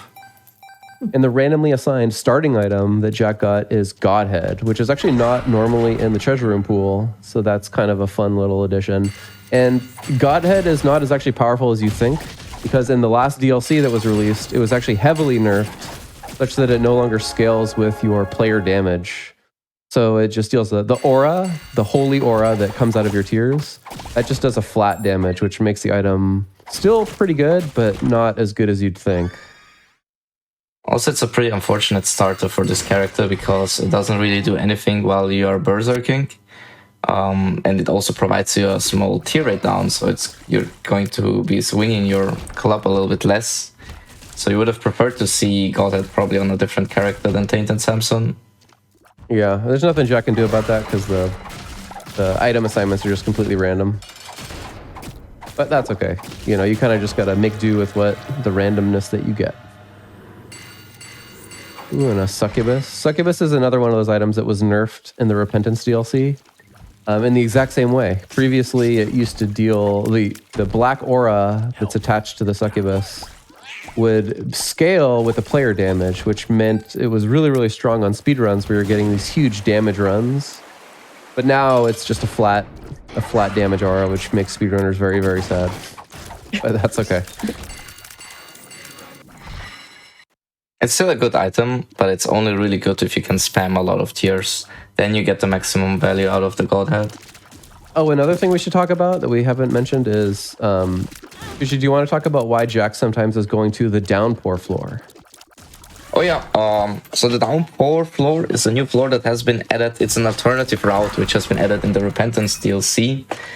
And when Jack has an additional key after basement 2, he will sometimes go down because on average it is going to be a shorter floor. And if you manage to see the item room, you could also take the question mark item, which is just a hidden item. So you basically see 2 items instead of 1 item. But the main reason is because the shop floors are considered to be shorter. Yeah, so you just save like a few seconds from having to do like 1 or 2 less floors, for example. Or excuse, not floors, rooms. I meant 1 or 2 rooms. Yeah. A question I keep seeing pop up in chat is when it comes to them, or the fact this is a 7-character run, is it completely random as to which 7, or is it like random from the whole pool? Oh, that's a good question. So the 7 characters are set. So Jack knows that the roster, the lineup will be a set 7 characters, so he can plan the strategies beforehand that he'll be using. But the order in which they're assigned is completely random, and so that's different with every run. Yeah, the set of characters is always season specific. And there's also only a list of starters that Jack can get in this season as the instant starter. It's not going to be every item that exists in the game. Right, it's a set of only the good items, basically, that speedrunners can use to get to beat the game in a consistent way, so to speak. And then earlier we were talking about how there's different seasons, and that's part of the quote-unquote content changes in each season, is that it gets boring playing the same characters over and over. So part of the new seasons is that we switch up the characters each time as well. Makes sense. Especially now in Repentance that there's a painted version for each character. It opens up a lot of possibilities for character combinations for each season. True. We saw there Jack getting slightly compass trolled. He decided to go left instead of down, and which was correct, right? Because when the boss is 2 squares down, 2 squares left, 1 square down, then going left is optimal. But he kind of just got unlucky there. Oh, and there on the screen we can see another quality of life feature of Racing Plus is that it keeps track of your pills for you, which is kind of nice. You don't have to remember that. As a pill identification UI. Thanks, Samuel. Very cool. Also, probably one of the nicest changes from Racing Plus is not only that you don't have that it automatically skips cutscenes, but you also don't have to wait for the death animations of enemies that you kill before you can leave the room, which makes the runs significantly faster. Yeah, that's one of the most annoying things about speedrunning the vanilla game, is just kind of having to sit there and stare at the screen while you wait for the boss, a really long boss animation to finish. Yeah, really annoying. And not many people speedrun Vanilla Isaac just because of how a 7-character run is around hour and a half. And like we said earlier, you can be just holding down your R button for 5 minutes at a time, and you're at the mercy of RNG completely. Yeah, not fun. So it's like, yeah, an extra 30 minutes involved with like resetting the game over and over, watching cutscenes, and so on and so forth. Whereas 7 characters on Racing Plus takes around an hour, so like half an hour less. Who likes cutscenes, am I right? Not me. Right? So we have an interesting question why Jack sometimes goes negative and sometimes goes Polaroid, and that is also Racing Plus specific. Usually, if you want to go to the dark room, you have to take the negative, and if you want to go to the chest, you have to take the Polaroid in vanilla. But here it's not the case, so here each speedrunner can make their decision on their own. Do they want to have the damage that the negative provides, or do they want to have the defense from the Polaroid? And that's done just to make it have a bit more strategy, because it would be kind of silly if, for example, you were required to go down to the dark room, but you accidentally picked up the Polaroid and you lost your run like that. That would be kind of an unfun, silly way to lose your speed run. So the paths are set and don't have any requirements to prevent you from ever making that kind of mistake. And then it becomes more strategic, right? Like, do I want the defensive power of the Polaroid shield, or do I want the offensive power of the extra damage that the negative gives you? Oh, that's one thing we should mention, is that in the latest DLC, Repentance, one of the changes is that the negative now gives +1 damage. And historically, it has not done that. So that's actually one of the great changes of Repentance, yeah. Yeah, before Repentance, most runners would have opted for the Polaroid, especially because orbitals were so much stronger, but also risky. And nowadays, most speedrunners just go for the negative because of the damage up. Yeah, yeah, we can talk about orbitals a little bit. So most of the changes in the Repentance DLC were quite good. They have a man named Kilburn who is in charge of balancing the game, and he's very knowledgeable, and a lot of the changes he did were really, really good. But one of the changes that was kind of annoying for speedrunners is that orbitals are no longer as powerful, and that's kind of the key skill-based thing that distinguished speedrunners from our non-competitive brethren. And we were really, really good at using orbitals to just mow down everything in the room. But now with orbitals not dealing as much damage and being harder to use and having smaller hitboxes, it's kind of a shame because now you won't hardly see Jack probably use any orbitals in this run. So yeah, that's one of the changes that has made me a little bit sad about the Repentance DLC, but overall it's still probably considered to be a great DLC.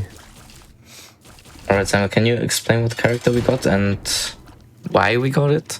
Yeah, so this is an interesting character, the character of Dark Judas. And Dark Judas is not normally a character you're supposed to start the run with. Oh, nice animation cancel, by the way. Thank you. He canceled the item Pickup animation with the card, yeah. And that just saved about a second or so. So very nicely done. But this as I was saying before, this Dark Judas character, it's not normally a starting character, but it is one of the lineup in this custom category. Oh, nice bomb usage too. Ooh, nice. Thank you. And oh my god, that was such a sick battle bomb. Oh my god. Just demolished him. Hey, you can one-shot pin like that. So normally the Dark Judas character is only accessible from the item Judas's Shadow. But yeah, we just thought it would be fun to have him start as a normal character here. So that's kind of the idea. We want, when I'm choosing the 7 characters that will be in the lineup, I want to choose some powerful characters and some weak characters so that it's kind of like an interesting lineup. And people complain that the lineup this year or this season was really weak. And so we needed a strong character. And so I figured, what the heck, let's put in the strongest character of them all, Dark Judas. Yeah, Dark Judas has a high damage multiplier, and we got Magic Mush, which is another damage multiplier. So you can see that Jack already has 17 damage. The only drawback for Dark Judas probably is HP management. Since he cannot get any red heart containers, you are solely relying on soul hearts and black hearts, which is going to make it a little bit more difficult to take as many devil deal items as possible if you find good ones. And that's another actually change that happened in the Repentance DLC. Prior to Repentance, Dark Judas did not have that restriction. He could take red hearts. So it's kind of a thematic change, I guess you could say. A lore change. If y'all saw me place that bomb on those mushrooms back there, the reason is because when you blow up those little like cosmetic mushrooms on the ground, there's a small chance to get magic mush as a reward. But I walked away and didn't let the bomb explode because I realized I already have magic mush. Yeah. But if we did get it, it'd be such a cool moment. We could get mini mush, but it's pretty unlikely. It's a 1% chance. Yeah. Oh, Fun fact, I was actually the person who discovered the percentages back in 2013 or so. Oh, nice. So Jack just barely walking away with surviving. He was able to, because the item called the Mark gives you a soul heart, he was able to spend all of his remaining health on the Mark, and then he was healed for a soul heart, so he didn't end up dying. So very nice pickup there. Yeah, but even if the Mark didn't heal him, Jack would have been able to just press spacebar and use the nail, which would also give him a half a black heart, which would also be enough to survive taking the devil deal on 0 HP. You're probably going to see this happen because, as we said earlier, Dark Judas is very low on HP, but the nail is going to allow him to take more devil deal items now. Yeah, the nail just a fantastic pickup for Jack. This run will now go much more smoothly, I feel. Zymo, can you touch on the D6 as well? Oh yeah, and one important thing that we haven't talked about yet is in the bottom right-hand corner of the screen, we see the item called the D6, and every character gets that as a pocket item, which means it's like bound to the Q button on your keyboard. And the D6 is probably the most important item that players get. It is the cornerstone of strategy for this game, and what it does is it allows you to re-roll an item that's on the ground to be a different item. So the basics of it is some items are bad and you got to know the bad items and the good items, and you roll the bad ones for a chance at getting a new item that's potentially better. But it's actually in practice, it actually ends up being a lot more complicated than that, because how it actually works is that you have to know how current items will synergize with your build. So it's not just an item is good or bad. Will this item specifically synergize with my build in a good way? And now it becomes a lot more nuanced. Like it becomes unsure. Like what are all of the possible items I could get? Like what is the average expected value based on my current build? And so that's kind of where the beauty of speedrunning this game comes in. You really have to have a lot of knowledge, and there's a lot of thinking involved in the decisions involving the D6 item.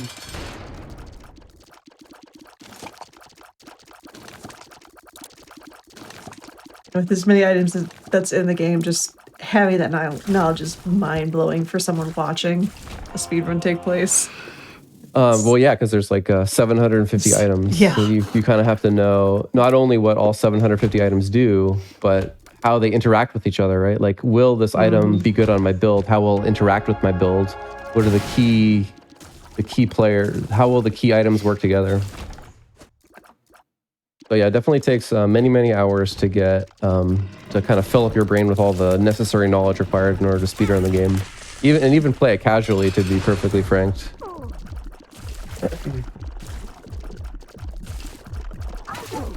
And that's one of the most fun parts. Is say you don't know everything about the game, and then something crazy will happen, and everything's just like chaotic and exciting, and you can't explain what's going on. So that's a really cool pickup. So the core item I would say that Jack had was called the Twisted Pair, which is what allowed him to get kind of like the little follower following him, giving him additional firepower. And now on top of that, he just picked up the item called Incubus, which gives him yet another follower that shoots even more tiers. And so now he has kind of like a little follower army that has like very powerful shots. So this, I guess you could call this like a very strong follower run, which is cool. Yeah, it's really fun seeing as Jack goes through all 7 characters, each of the and now he has size. Wait, what? Yeah, it's really cool watching the different kinds of builds that Jack gets over the course of the speedrun. And so now this is a death touch run. That's what's giving the size, the scythe tiers. Oh yeah, this item grants piercing. So beforehand, my tiers would just hit an enemy and then stop traveling. But now I can hit multiple enemies with one tier. And that's going to help him out on the last end boss called the Lamb, which he will be getting to shortly. A small little bit of a compass troll there. Kind of unfortunate.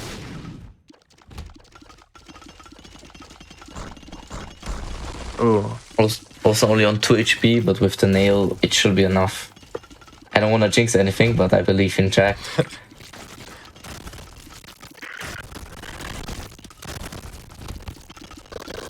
Okay, so we're at 50 minutes on the 6th character.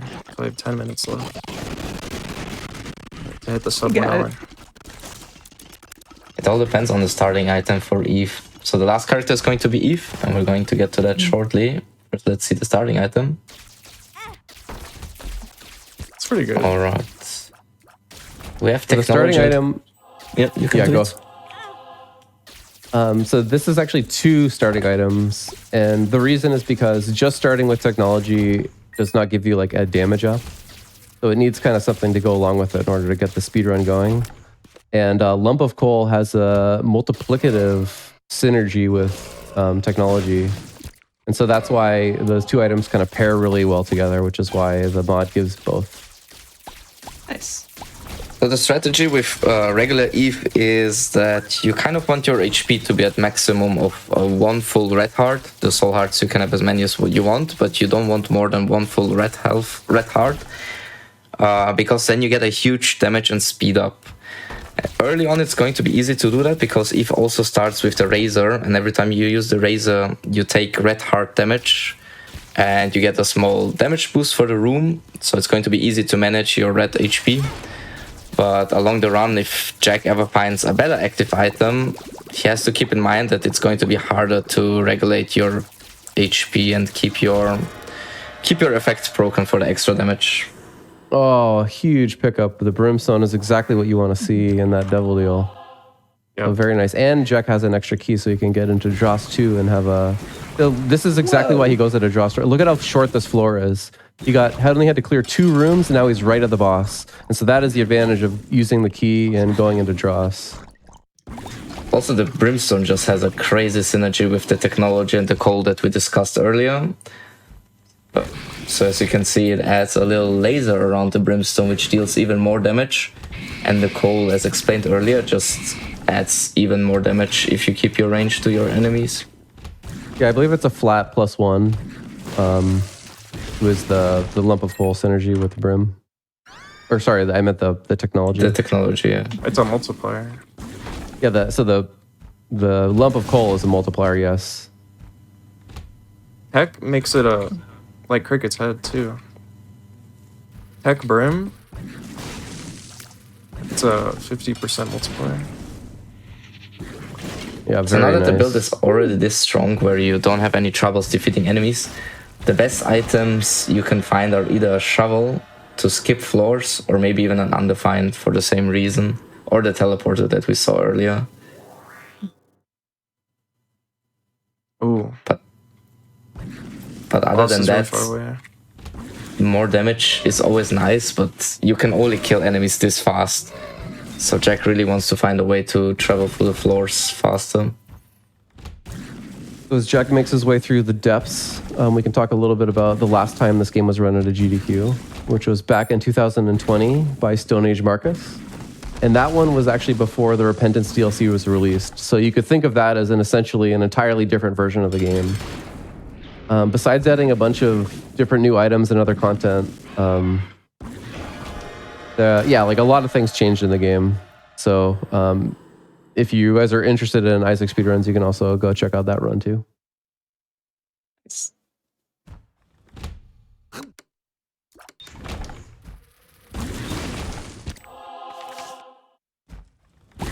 We can see on the map here again that there's a special room that we've only seen one other time during this run, and that was the planetarium we saw before. But since it's so far out of the way, we're probably not going to go to it because there's very little benefit from it. Also, you have no keys anyways. Yeah. Yeah, this should be a fast run, especially with the backstabber now. Yeah. If we Does don't get... Backstabber even synergize with like this build? Yeah. They made there was some patch, they made Backstabber a really, really good item now. Yeah, we're gonna see it against the boss probably. Yeah. The effect.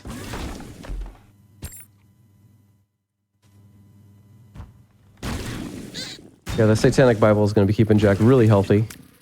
Gonna keep him filled up with some black hearts, which is good. Oh, another compass troll. That is too bad.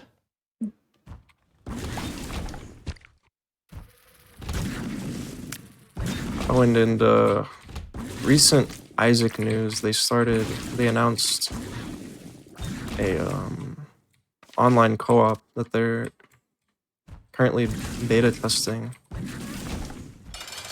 But it's still really exciting that after all these years, they're still working on the game a little bit. Yeah, that one doesn't... It doesn't have a dedicated release date yet. It's just going to be released when it's finished. And right now they're just letting people open beta test it. But yeah, it's pretty cool if you're into co-op. And it's just one of those, like, the love that the Isaac community has for the game for as long as it's been out. I mean, I'm in a way not surprised that there's still DLC and new updates and everything for it. Like, I mean, even in chat, just seeing how many people have been just coming out to see this run. Yeah, it's pretty amazing what you can do with this game even after you've like completed all the achievements. Like one route is to go and do speedruns, which a lot of people do, and it's also very exciting. And the other way you can do streaks, where you try to beat the game as many times with, like, for example, a specific character without dying in between and losing your streak. Yeah, most people do Eden because that's kind of one of the most interesting characters since you start with random items each time, which makes it a little bit more fun. Exactly, but at the moment we have the golden age of Tainted Lost streaks, which is considered the hardest character in the game, and everyone's trying to beat the world record at the moment. Yeah, what is the world record for Tainted Lost right now? It is 49 by two separate people. Oh, wow, interesting. So it's tied, a tied world record. Tied world record for 49, wow. Yeah. I didn't know that, interesting. I recently hit a 43. Tainted Lost. Oh, that's pretty good. That's pretty sad, though. How did you lose it? How did I what? How did you lose it? It wasn't in basement 2 or 1. I got hit twice in the same room, on the very first room. Darn. Okay, so the speedrun's coming to a close now. Jack has amazingly powerful abilities, just melting all of these rooms. And another compass troll, unlucky. And so now he's actually going to try going the other way. It looks like he might just finish within an hour. He has 2 minutes to go. I earlier saw Jack backtrack for a card, which is a little bit unusual backtracking during a speedrun. But there is a really good card. It's called the Emperor card, which just teleports you straight to the boss. So if Jack would have found that card, he would have managed to skip this whole floor and save like 2 minutes or more. Wow. So it's always worth checking for cards. Oh yeah, so it's looking like Jack will finish the run in under an hour. He's making it. Just barely. It's even faster than our practice run. Nice. And there it is. GG. Very nice. Yeah, that's let's see what that time is going to be. Probably about 59:20-ish, 25-ish. Catching up right now. 59:22. GG's. Holy heck, that was so cool. Can I just give a shout out to the whole Isaac community, all the streakers, all the speedrunners, everyone on Twitch and YouTube. Big shout out. Yeah, and speaking of where can they find you? Plug yourself too. All right, I stream Isaac pretty often, and it's just the same as you see on screen, sharpness.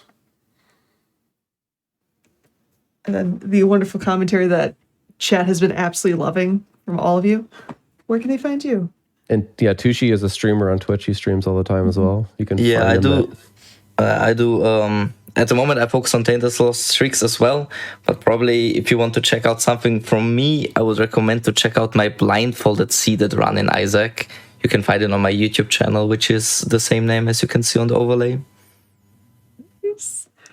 And I'm Samuel. I don't really stream too much anymore, but if you're interested in Isaac speedrunning, just go to isaacracing.net, which is the website that I have built for the community, and it has links to Racing Plus in the Discord and all of that stuff. So yeah, isaacracing.net, simple, easy, GG.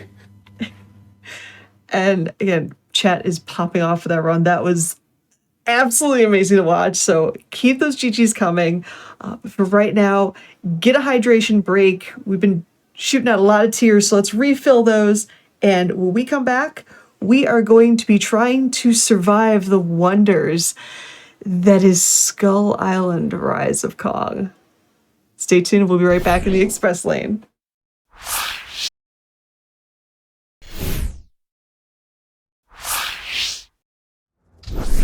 All right, friends, we are back with more Express Lane on this road to survival. But before we tackle our next survival challenge, I have two things I have to tell you about.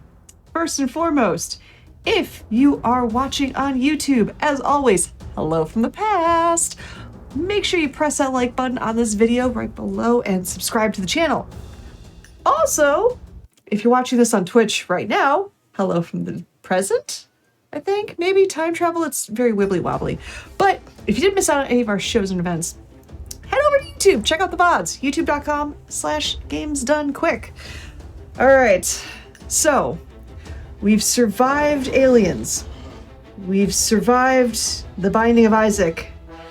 Now we are surviving a video game in the form of Skull Island: Rise of Kong with Joker. Joker, what are you subjecting us to this fine day? I am subjecting you to one of the games of all time. As Oscar said, my name is Joker. Thank you so much for having me on. On my couch here, I have my good friend, Ruby Hart. Ruby, thank you again for joining me. Oh, absolutely. Listen, last time I was fully immersed in character in Raptor costume. This time I get to actually ask the true question, which is just why? Why? Just why? We can blame fellow Hotfix host Ecdysis for that. Great. Yeah, I saw him play it on stream the day it came out. I got it that night and started. I literally have not done a casual playthrough of this game. I've only speedrun it. If that tells you anything about the game itself, I've only done speedruns of the game. Never played it through casually. Nice. But as Ruby alluded to, this was actually at Awesome Games Done Quick here during the Awful Block, run by Sweet Ola, who is the current world record holder. It was a fantastic run. We had a blast on the couch with costumes and all sorts of stuff. So yeah, I highly suggest checking that out as well. But we'll go ahead and get into this. If everybody is ready, time will start here when I say go. Ready? Being ready is a little subjective. Well, you're going to have to get through this one way or the other, Oscar, so you asked for this. Fair. Just rip the Band-Aid off, rip it off. Yeah, I did. All right, in 3, 2, 1, and go. Good luck. Thank you. So, thankfully, we could skip the cutscenes. They're not too crazy, but they're just a little weird. And as you can already tell, the graphics in this game, they will look a little bit wonky, especially on my computer. I have to kind of run them at a lower setting, so you can see some of the things load in through the background as the game goes on. But we are about 30 seconds into the game, and we are already going to sequence break here in just a moment. If I can get on this tree that has collision. Trees have collision for whatever reason, so let's experience that. And I missed the jump here, but that's okay. So we immediately will go onto this tree, and there's a little rock ledge there that we can leap onto. Kong. Nailing it. Yes, absolutely. Yeah. Mama Kong doesn't like to play fair sometimes. That's another thing here. There we go. So that's another thing, is we are not actually playing as King Kong right now. Game starts in the tutorial, and we are playing as Kong's mom. And we do have access to all the abilities that Kong would have access to in the game, like that leap. But outside of this level, we will not see any of the abilities throughout the game. Okay. Now, we did make a little bit of a gag here. Oh my goodness, the game did this again. So this is, be ready with that button, Richard, because this has never happened before. Actually, this happened once before, earlier today, where you're supposed to have 2 of these small raptors spawning, as well as this big blue raptor. And unfortunately, we didn't get the other small raptor to spawn for whatever reason. We do have to take damage because there is a boss fight at the end of this, and we can't beat the boss, so we just have to die. So we take the damage there from the raptors just to go ahead and make that boss fight faster. The raptors that totally look so different than all the other raptors in the game because these are blue instead of red. We have the two tiny chicken nugget raptors, raptor nuggies, and then the one big blue one. But as I mentioned, we are already out of bounds. If you look to the left, you can see the ever-expanding sea of green and what looks like it just cuts off. That actually does. You can fall down infinitely. If you go all the way out there, you will fall down infinitely, and you won't stop falling until you reload the save. Okay, good. Oh, jeez. Wow. Okay. Finally crafted video game here. I love it. Yes. Only the best for games done quick. Truly a masterpiece. I think. Right. What's fun is there is a kind of a backup shortcut that I was able to find. It's not as fast, but you can still go into that ever-expanding sea of green and then still come out and trigger the cutscene from behind to start the boss fight. So if you fell off that way, there is still kind of a backup that you could go run around and find. But right there, what we did was, like I said, we ran out of bounds within the first couple minutes of the game, and that skips pretty much the entirety of the actual tutorial. There's a small cave section on the inside where we would go run and use the leap to do like platforming traversal and use a headbutt to break down walls. We don't care about any of that, so we just decide to go out of bounds and skip it. Here's Gaw. We're gonna give her a hug. Oh no. Hug too strong. Hug too strong. Does not know strength. Hugs too strong.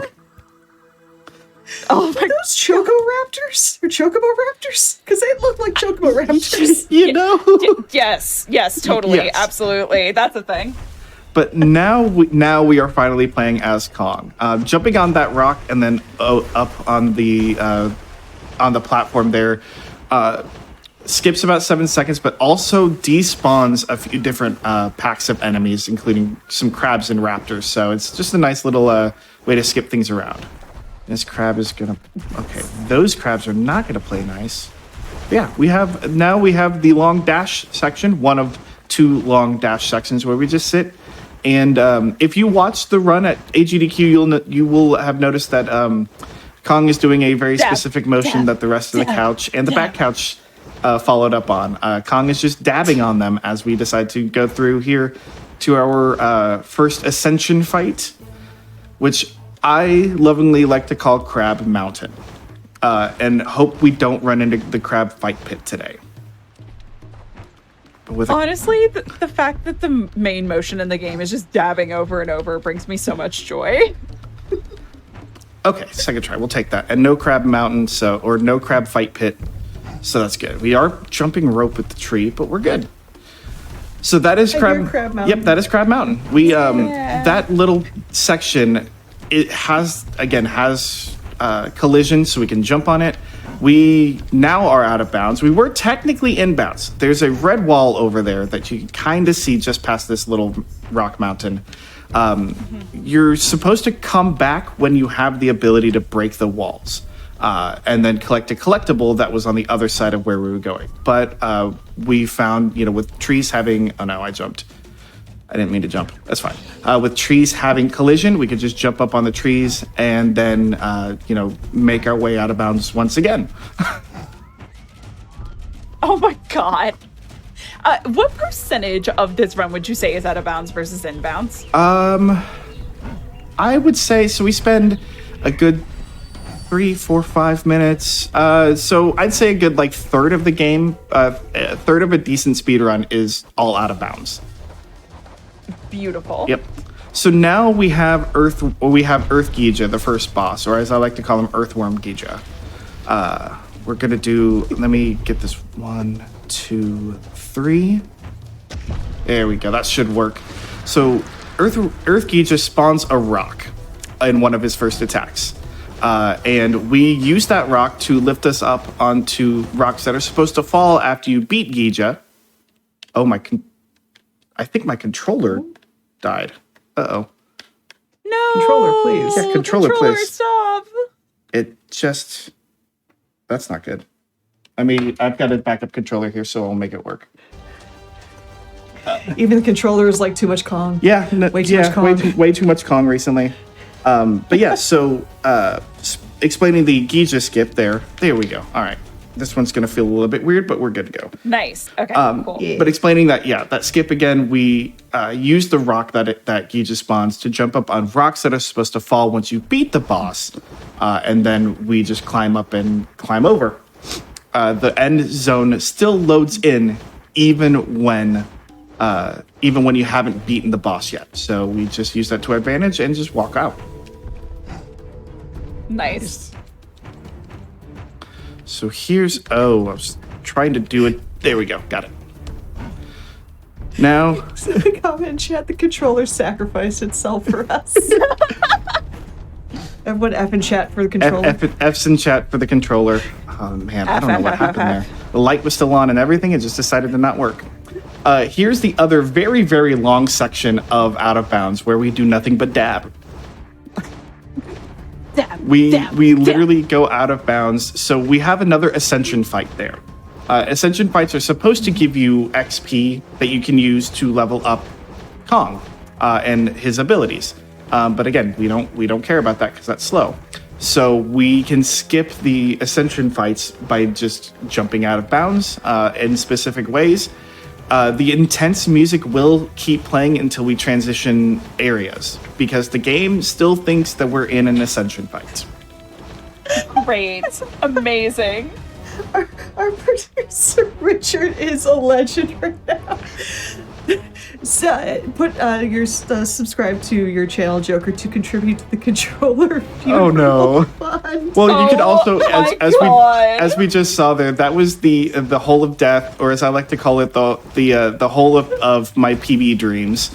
That is, if you fall down in that hole while you're dashing through, you will not be able to recover and have to reload the save. So, the whole of my pits and dreams right there. But we're actually just about out and getting ready to head to our last area of the game. Oh my God. Nice. Amazing. Beautiful. Perfection. And really, So yes, we play a game. Yeah, we're skipping past it, but we're playing it. we're technically playing it. We are, so we come back in bounds here. There's supposed to be enemies that spawn, but because we came from out of bounds and we're at a point where the game doesn't think we're supposed to be here, these enemies just don't spawn. Amazing. It just works, I tell ya. And now, we're at Wasteland, which has the most notorious skip in this game that will be a pain. Probably. Good luck. Good luck. So we'll jump up here, and once again, we don't want to stay inbound, so we're going to take a little bit of a roundabout way to go a little bit more out of bounds. It's kind of out of bounds, it's kind of not. It's inbounds technically, but it's not in the way that the game thinks you're supposed to be here, and there's nothing else that is supposed to be here. All right, I will take a second try Wasteland skip with the backup there. That's Well done. that hasn't happened before. The last little rocket jump up off of the vines, but we are almost out of here. I do want to give a very quick arachnophobia warning, just in case. There's a couple of spooters coming up here that are a little bit creepy, but we'll zoom right past them, and then I will let you know when arachnophobia warning is gone. And arachnophobia warning over. We are good. Hey. Nice. Okay. But yeah, all we have left is just a little bit of running and platforming. This run is fairly quick for the any percent route. And we're already quickly approaching the last sections of the game. So I know, Ruby, you had some questions. I sure did.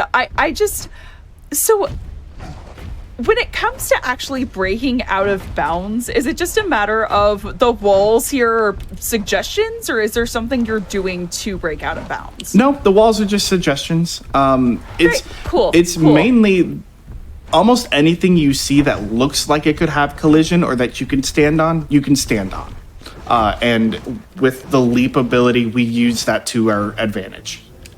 Okay, cool. That was one of the big things I really wanted to clarify. Outside of that, no, disaster game is disaster. Yep. You know? We're actually this is one of my favorite skips for a reason that you'll see here momentarily. As we climb up. Oop. Here we go. So, there's an invisible wall here. Say hi to the wall. Hi, wall. Oh, gee, yeah, that's Oh, yep. that's wall. That is wall. Hello, wall. That is why that is my favorite skip, because you jump up on an invisible wall that extends higher than the actual material of the game. So you're just standing on air for a good, couple seconds. But now we go back to Gaw. So the whole story is Gaw killed Kong's mom. Kong wants to kill Gaw. Oh my goodness, the drama. And we got the good pattern here. So we can manipulate Gaw to come over to that small rock that's in front of this little platform. And if she stands there right, as we're chucking rocks at her, she will fall off of this rock. When she transitions to her second phase, there's a cutscene. She typically will yell after the cutscene and roar, and it will stun us for a good couple of seconds. But if she's moving, she doesn't roar, and we can continue chucking rocks at her. Time will be coming up here on the last rock hit. And just throwing a billion rocks. Yeah. Incredible. So if you were to give the performance to Kong for the Oscar, what do you think that subcategory of that scene that's picked should be? Okay, so if I'm picking a category for Kong to win an Oscar, Yes. can no Very be a important category? Yes. Yes. I will say some of the cutscenes, like this little fight cutscene at the end, is actually pretty neat. The biggest cutscene that the game was known for, unfortunately, I can't really show off. It was explained. Sweet explained it during AGDQ.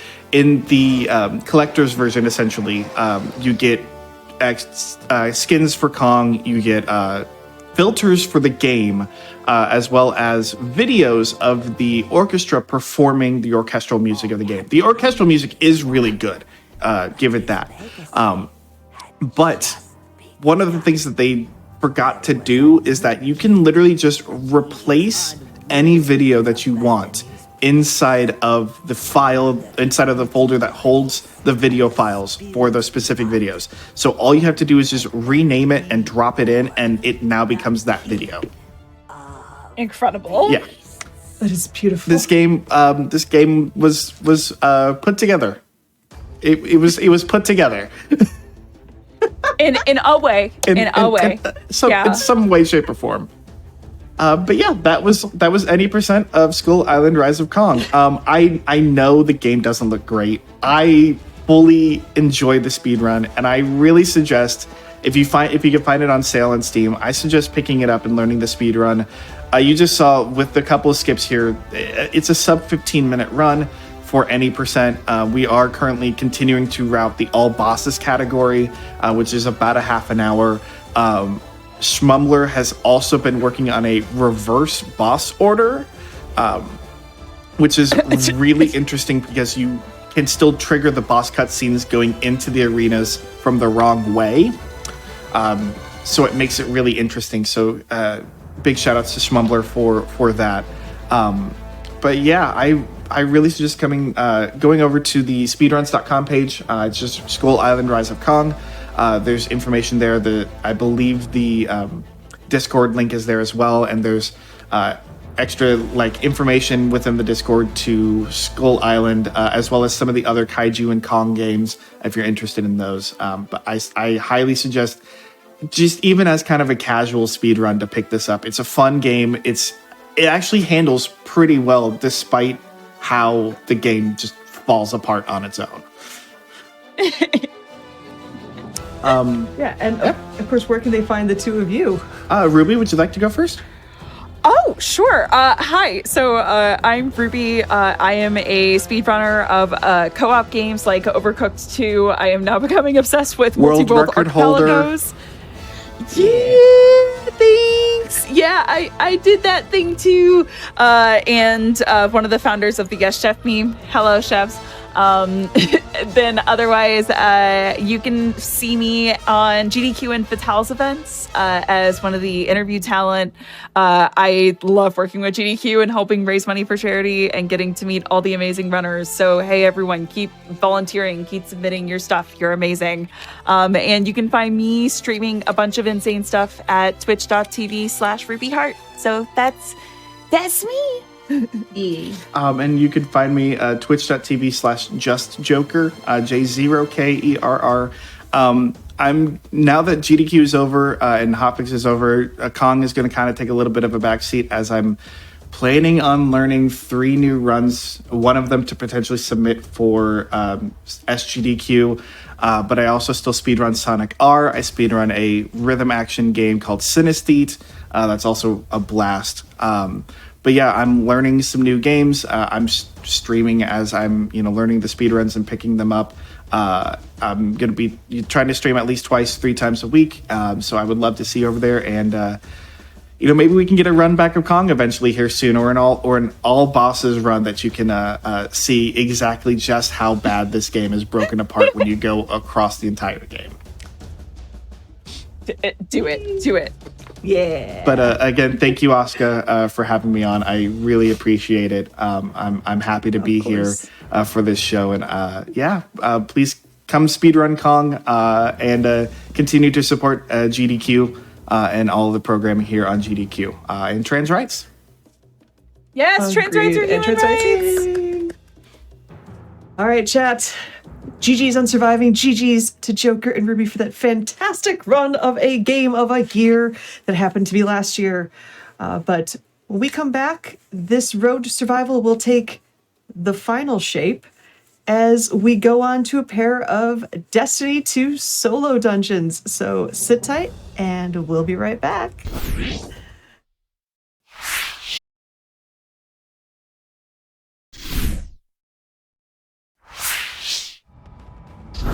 Alrighty, friends, welcome back to the final 2 runs of today's episode of Express Lane. Before we hop into them, I have one more quick reminder because marathons are awesome and you should watch them. Specifically, the next all-women and femme speedrunning event, which is Frost Fatales. It is coming up March 3rd through 10th. As a reminder, the schedule is out, and use !FF in Twitch chat to learn more. Also, if you want to submit a prize, make sure you do so. You have until February 28th.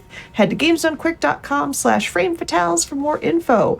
But if you can't wait till March, Unapologetically Black and Fast will be live on February 16th through 19th. Come and celebrate by watching a 4-day event full of speedruns and black joy. Use !UBAF in that Twitch chat for more info. Now, I've seen a lot of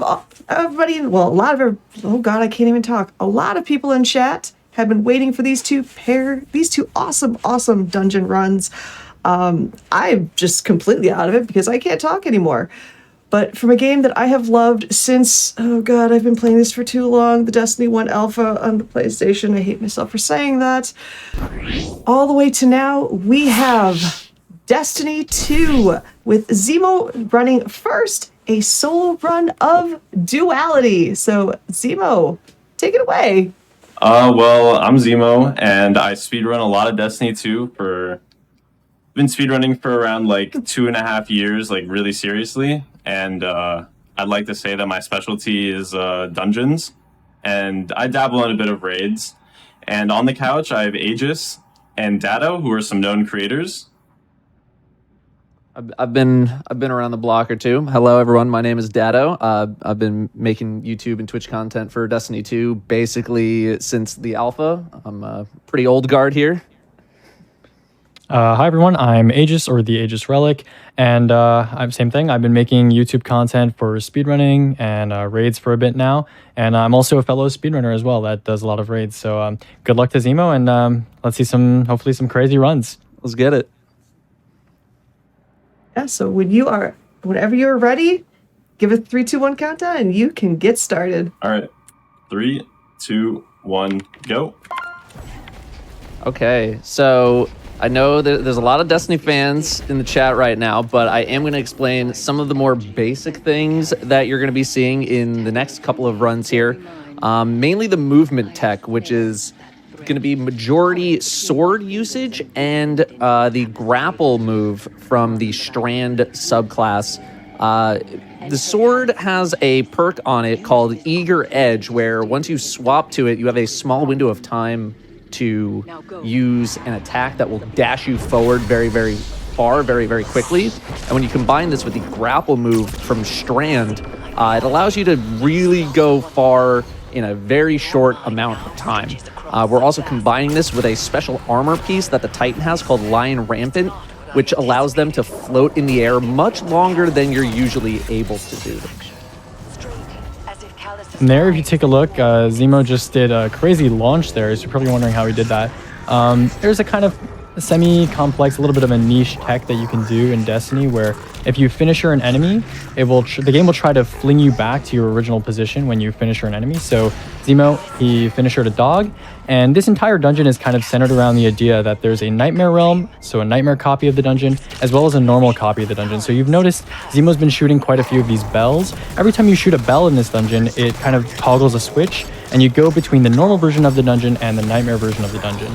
So when Zemo attempts to do that launch there with the finisher, it actually tries to pull him back up into the normal version of the dungeon, or the nightmare version of the dungeon, and that's kind of why he was able to do that crazy launch. So you're going to see Zemo go into his inventory quite a lot, and this is to do armor swaps while within the dungeon. There's a lot of swaps that need to happen in the middle of certain encounters, depending on what weapon needs to be used, or what enemy needs to be killed, or what kind of movement needs to happen. So anytime you see Zemo go into his menu, they're trying to do some sort of swap to a special piece of armor or a different kind of weapon that's going to help them in the moment.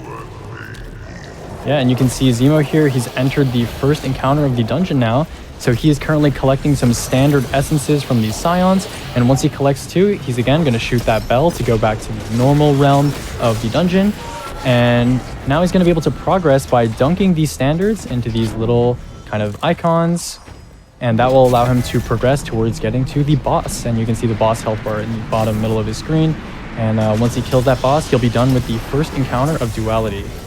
Yeah, there's a lot of things that need to happen before you actually get to deal damage to the boss, but as you will see, this boss is going to die in probably about 15 to 20 seconds thanks to the damage strategy that Zemo is using, which revolves around Strand Titan and stacking essentially just every single melee damage type buff that you can possibly get in the game all at one time, in combination with using the grapple move and a weapon called the Navigator. The Navigator allows you to put a grapple point in the air after using it. And what you can do on Strand is essentially whenever you use grapple on a grapple point, it gives you your cooldown back. And what you're able to do with grapple is you can grapple to anything midair or an actual target, and you can use a melee attack after that. And this melee attack is very, very strong. So you essentially are just going to be chaining it over and over, as you will see. So there's his grapple point. He's just flung it above the boss. He swapped to a weapon to debuff the boss to stack up more damage. And you're going to see he's about to start spamming these grapple melees. He's got all of his stacks going. Look at that boss health bar just absolutely being chunked out right now. And with that, with just one more punch or so. There we go. Yep, there we go. Galaron's taken out. That's the first encounter done. And now we're going to see Zemo make his way to the second encounter of Duality. Yeah, these dungeons typically are done with 3 people, but they are also designed so that all of the mechanics can be done by a single person, and doing the dungeon by yourself without dying gets you a special reward in-game, which is something that a lot of people strive for. Why don't you explain what the heck we are seeing right now? Yeah, for sure. Where are we? So normally this transition is done in bounds, but of course it's a speedrun, so we do go out of bounds here. So Zemo is making his way out of bounds to the Vault Encounters load zone. So Destiny is a game that is split up into several different regions in order to keep the game less resource intensive. You'll see Zemo hits a checkpoint here and dies, and that will allow the game to kind of be tricked into thinking that Zemo has entered the vault area. He wipes himself so that he kind of restarts from the vault checkpoint, and you'll see here in just a second, he should spawn in at the vault encounter, and here he is. Yeah, normally trying to progress from the first encounter to the second encounter, you have to do a lot of platforming, and there's a very, I wouldn't even call it an encounter, but just a small mechanic that you need to do that can take up a bunch of time. But we're just kind of skipping all that by going through a wall that you've been given access to. All right, and so this encounter, which is called Vault, it's a little bit different from your standard Destiny boss encounter. There's actually 3 mini bosses that need to be taken out if you want to complete this encounter. And in order to actually even get those mini bosses to spawn in, just like the first encounter, Zemo is going to have to look around for these standard essences. So right now he's going around, he's traversing this nightmare realm, he's defeating a bunch of enemies, spawning in a little mini boss, and you'll see he's going to pick up this standard. Just like that standard essence, he's got 2 of them. He's going to leave the nightmare realm now, and that's going to allow him to spawn in a mini boss. And once he does this 3 times, this encounter will be over. Yeah, normally very, very intensive encounter. Something that's going to be helping a lot with Zemo's survivability is the Banner of War buff that you see on the left-hand side of your screen.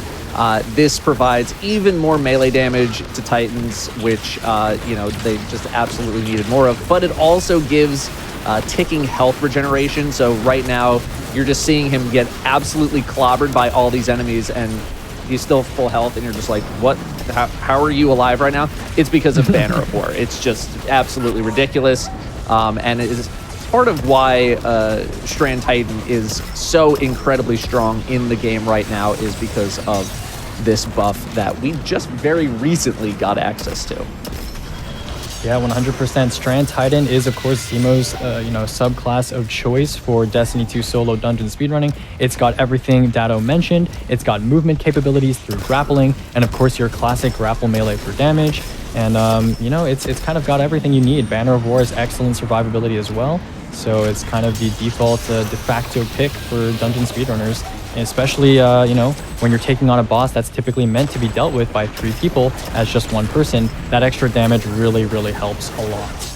Yeah, not only is this strong for solo speedrunning, it's pretty strong pretty much in every single part of the game, whether you're by yourself, whether you're in a team of 3, whether you're in a team of 6. It just does some absolutely ridiculous damage. You might have seen Zemo looking up whenever they go to use E or Edge on their sword. So Destiny does this thing where it essentially tries to target lock you onto an enemy when you're using a sword and sword swiping as a way to help you hit your target. But a lot of the time this ends up being detrimental, because you want to be going forward a lot of the time, and instead the game will turn you 90 degrees to the left or to the right because it thinks you want to hit an enemy with your sword swipe. Like, why else are you swiping with your sword? But looking up kind of sort of gets around that sort of quirk in game, so that way you can just launch yourself forward in the direction you actually want to be going versus locking onto an enemy. Yeah, 100%. As a speedrunner myself, I of course have plenty of memories of tracking to enemies, maybe even off camera, off screen. So yeah, looking up is definitely a speedrunner's best friend when you are using an E-Reg sword, the most important movement tool in today's Destiny speedrunning meta. Yeah, they're actually for those. Oh, sorry, you go. Sorry. For those looking to get into speedrunning in Destiny's sense, I mean, do you recommend them trying to build their kind of catalog of weapons, focus on learning the movement tech? Where do you think people should start?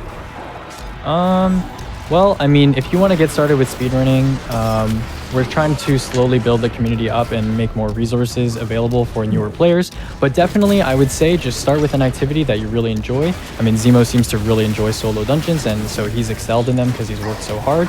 But if you enjoy any activity in Destiny, really, there's tons of categories out there on the speedrun.com site. You can run almost anything. So just pick something you enjoy and maybe watch the world record while you're at it and just give it your best shot. Destiny, although it is a kind of high cost to entry game, in terms of actually speedrunning, you know, there's nothing that's really stopping you. So you can kind of just go in and go at it and have a good time. That is encounter number 2 done. There's no cutscenes here. There's no delays. It's just that's why we're doing most of the talking. So we let Zemo focus because there's no stopping. It's go go go the entire time. There's no breaks. Fortunately, the run isn't too long. It's gonna be between 10 and 15 minutes here. But yeah, this is just nonstop the entire time. Yep, no breaks for our friend Zemo.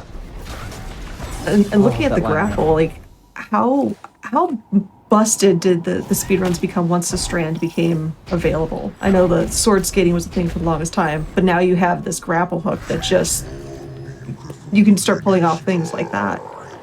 Yeah, I mean, good. No, I mean, I was just gonna say the first time that we even saw the reveal of grapple, I was like, so many things are just gonna get absolutely destroyed because up until this point, the game hadn't had a movement ability like this intentionally put into the game. Part of the reason why Eager Edge even exists in the first place is because there was a bug with swords that allowed people to launch themselves super far distances, and Bungie took it out of the game.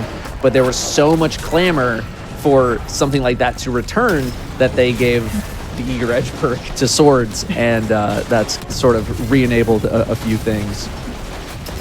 Yeah, 100%. Yeah, grappling has definitely changed the face of Destiny 2 speedrunning at least a little bit, but one of the major things that it's enabled is that, unfortunately in Destiny, Hunter and Warlock have kind of better access to movement tech in general, and so this kind of grappling, especially for long distances, which you'll see in the next run after we have a little break here, does enable some interesting movement options on Titan, which does enable Zemo to use this class more effectively for its damage, while still maintaining a fairly decent movement profile when he does these solo dungeon runs. Alright. Very close to damage here. Oh yeah, we're going into damage. So again, these bell mechanics, Zemo is basically just dunking these flags again. Same thing, progressing to boss damage. And as you can see, he's stacking up his exotic effects right now, trying to punch in a bunch of enemies to keep up his stacks nice and high. And he's about to go into boss damage here. So let's wish him some luck. This is not an easy fight. There we go. DPS started. All right, he's got plenty of stacks here. As you can see, that burning fist meter on the left that's ticking down. Oh, let's go. He's got lots and lots of stacks. Cook. Ooh, are we looking at a 1 bell here? Are we? Bell. Oh, so close. So close. Very, very close. So look at that. I would say rebuilding the stacks here, but the boss is basically dead. The boss is practically dead. Yeah, Wow. look at that. Time. Okay. GG's. It's about 12:28. All right. All right. Not too shabby. That was absolutely amazing. Yeah. For non-speed runners, this place can take hours for some people who are not as gifted at the game, let's say. This is something that takes a lot of people it's very difficult to even do this solo without dying, much less doing it flawlessly, much less doing it in less than 15 minutes. Oh yeah. I mean, to give some perspective, that dungeon, right, that boss is designed to be defeated over multiple phases, and each phase has 3 bells. When we were saying, oh, is Zemo going to get a 1 bell? He was using 1/3 of one phase as a single person to kill an entire dungeon boss. So, pretty extraordinary stuff. Strand Titan, obviously very powerful, but Zemo's put in a lot of work to perfect his craft. Yeah, that is not something that you're just able to go do super, super quickly. There's a lot of specific key combos and different things that you kind of need to know, certain intricacies that you wouldn't just be able to pick up on right away. It takes a lot of time in game to sort of know the quirks of the game, because every game's got their little quirks or their little flaws, and knowing how to get around those, definitely part of becoming a speedrunner in this game anyway. Agreed. And yeah, I'm definitely one of those people that's on the slower end and just watch that going. It's mind-boggling to see one person do that quickly. So GG's to Zemo. keep the GGs going, chat, because we are not done. We couldn't just do one dungeon here. We have to do another dungeon. And it just so happens to be Warlord's Ruin. So we're going to take a very quick break while we switch out our builds, and then we'll be back for dungeon number 2.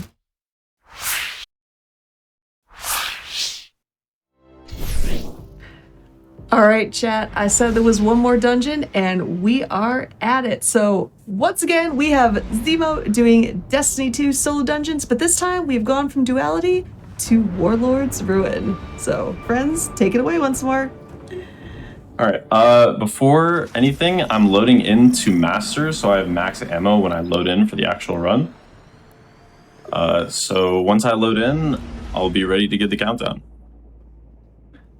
All right, sounds good. Dado, you want to say anything about this dungeon? How maybe it's like a little bit different from Duality? Yeah, different environment, different kind of bosses. Still going to be using pretty much most of the same movement and damage tech. This strategy is pretty much going to be working for literally everything in the game, like I mentioned earlier. I think the only thing is maybe a couple more different armor swaps to different exotics, depending on where we are. But for the most part, it's still tons of grapples. It's still navigator spam. It's still sword swiping, eager edging all over the place. So mostly the same kind of experience. It's just we're in a different place. All right. All right. I'm ready. 3, 2, 1, go. Guardian. All right, and we're off to the races. This is where the Dark Ether Trail went cold. Okay. So Zemo right now, he is traversing his way to the first encounter of the dungeon, Raffle. So he's doing a bit of grapple movement that you no doubt remember from Duality, making his way through this little castle. Now the first encounter, unlike Duality, it's very, very close. He's about to encounter it right now, actually. There he is. And Dado, you want to go over some of the mechanics of this encounter? I think by the time I will be done explaining them, the boss will be dead because this fight goes incredibly fast. But essentially what happens here is the boss will drop a couple of totems on the ground. You see that imminent wish, sort of, it's not really a buff, but it's just really, it's a timer. And so you need to sort of extinguish these totems within that timer by standing within the circle. And the more of these totems you deplete, the more time on the boss you get to do a bunch of damage. As soon as that imminent wish timer gets down to 0, the boss is going to become vulnerable based on how many totems you ended up clearing. But surprise, surprise, the damage strategy is going to remain the same. We're putting up that grapple point, and we are just going to town on this boss, punching him over and over and over, instantly getting back that grapple melee cooldown. And yeah, this guy is going to die really, really quick. We've also stacked Burning Fists as part of a different type of exotic armor, which gives us massive, massive amounts of melee damage bonuses. What a cook. And right after this encounter, the dungeon actually just throws you in jail. That's right. So Zemo is actually solving a bit of a puzzle mechanic here, where he is turning all of these locks in a certain direction based on a little cue he's seen. Probably didn't even miss it. He just barely glanced at it. But he's speeding through this right now. He's got the lever open already. Look at that. And he is out of jail. On day one, that took a lot of teams a long time to figure out. But he's already out. This took the most amount of time for people to figure out how to get out of jail. Yeah, but look at him. He's free from the shackles already. Look at that. I don't think we have any sort of out of bounds things here, mainly because we're scaling a mountain for the most part. So a lot of this is just kind of navigating the catacombs and knowing exactly where to go, because if you go the wrong direction, there's plenty of traps everywhere that will instantly kill you. Just like that one that we just barely managed to miss. Yeah, those spikes. And so, yeah, a lot of this is just sort of memorizing the path through the catacombs. Obviously, first day, it's very confusing and very fun seeing people get killed by these traps. But it is not too bad to memorize if you've run this place a couple of times. And yeah, we're just kind of scaling the mountain right now, getting up to the next encounter. I'll let you explain this whole just shot a thing and grappled onto it mechanic. Yeah, sure thing. So in Destiny 2, there is an exotic hand cannon with a special effect called Lumina. And the way it works is that when you kill an enemy, it drops these noble rounds. And normally noble rounds they're just kind of a projectile. You can aim them at your enemy, you can aim them at your teammates rather, and give them a bit of a buff. But people quickly discovered that grappling is very versatile. So you can actually grapple to these projectiles. And Zemo actually just did that there. He killed an enemy earlier, and he grappled to what is now the second encounter. We're already thrown in here. Let me look how fast the speedrun goes. But essentially, Zemo's going to do that a couple times during this speedrun. And he's going to use these Lumina Noble rounds to take him really, really long distances where a normal, length grapple or like an Eager Edge Sword Skate wouldn't be able to take you in just quite that distance. So we're in the second encounter here. Zemo is currently attempting to convince this chieftain to drop him 2 totems so that he can sit right in the middle. Beautiful. That little Venn diagram there. Yeah, there's a little bit of RNG in this fight because you really want the totems to drop in a way that you can sort of sit in the middle of the Venn diagram that they will hopefully create. Because if they're too far apart, you have to do them one by one. This is going to be a little close, but that's probably as far away as they can get. We're also extinguishing our Biting Cold, which is essentially this frost storm to make sure that we don't freeze. Ooh, just in time. Perfect. Okay, so Zemo's got the prerequisites now to be able to dunk all 4 of these warming flames. You get 1 warming flame per those totems that you managed to extinguish. So Zemo's managed to extinguish 4. That's all you need to get 2 damage. So right now he is dunking all 4 of these flames into the 4 pillars to get ready to start damage. So before we get started here, this boss is quite a difficult one to do solo in a speedrun, mostly because his movement is very, very unpredictable. So Zemo right now, he is going to try and manipulate this boss into doing his bidding and hopefully behaving so that he's going to be able to bash him with a lot of grapple melees here. So let's see him get started. Yeah, part of the reason why this fight can be a little annoying is because those fires that we just lit, you can kind of see a circle on the floor there, and you need to be within that circle in order to deal damage to the boss in the first place. There's a little bit of leeway. You can step out of the circle for, a second, half of a second, something like that, and the buff will stay on you. But otherwise, if you do not have that buff, if you're not in the fire, essentially, you cannot really deal damage to the boss. And when your entire strategy is based on melee damage, that's, kind of a problem that you need to solve. Okay, so Zemo's got a little bit of bad luck here. The ogre is not behaving as well as he might have anticipated, but now he's going to pull out his navigator and he's going to attempt to make a new grapple point so that he can do a little bit more damage here. Ooh, this ogre's really not behaving. Ooh, that is just unlucky. No. That is tragic. So unfortunately, go ahead. Yeah, no, you can go. You go. Okay, so unfortunately in Destiny 2, one of the risks with speedrunning is that if you use an Eager Edge Sword and you transfer your momentum into a wall, you move quickly enough that it brings you to one shot. And so this used to straight up kill you, last year you used to just die from going too fast. But now it's kind of like a harsh kind of conundrum that you have going on, because now you can fling yourself into walls and it'll make you one shot instead of straight up killing you. They kind of remove physics damage being able to kill you. But now, in those moments where he accidentally flings himself into a pillar, if even a single enemy just manages to shoot him at the wrong time, he will die. So yeah, it brings you to it's not even 1 HP. It's like 0.000001 HP. Yeah, so a level 1 enemy would could look at you the wrong way and you would die. So of course. But now we get at least another chance at the boss damage. Oh, okay. So he's gotten him to spawn in his second one. Beautiful.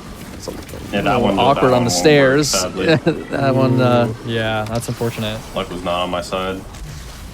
Yep. A big part of why this boss can be so annoying is because it is an ogre, and ogres have an I-beam attack that it doesn't really do that much damage. At least this particular I-beam attack doesn't do that much damage. But what it does do is push you really far. And if you are floating the wrong way, if you have the wrong kind of momentum, warlocks can attest to this because they are very floaty. This boss can just straight up shove you off of the map because it just launches you. Okay, so Zemo's setting up for his second attempt here, braving on through the storm. And so he's just got to, once again, he's got to ignite 4 of these warming flames in these pillars here. So he's almost ready for damage. Constantly buffing those burning fists. Those stacks go up whenever we kill a couple of enemies, which these guys are all going to die to 1 melee attack basically every time. We have so much melee damage boosted on us right now. We have buffs that we don't even know that we have because Destiny only shows 4 buffs on the screen. Dude probably has 17 different buffs going on right now. Yeah, for sure. All right, so hopefully we get a bit of some nicer behavior from our friendly ogre here. Oh yeah, there we go. There we go. Looking good. Yeah, he's Looking close very nice enough to that indeed. circle where, you know, even if he does go out for a half second, a second, it's going to be fine. This is ideal right here. We don't even Oh, need yeah, to look at that worry damage. about the boss leaving the circle. Restacking these burning fists. That Banner of War HP keeping us in the game just a little bit. I think our buff has run out, so we might need to get a new one, but fortunately there's a lot of enemies here, so we should at least be able to get a little something going.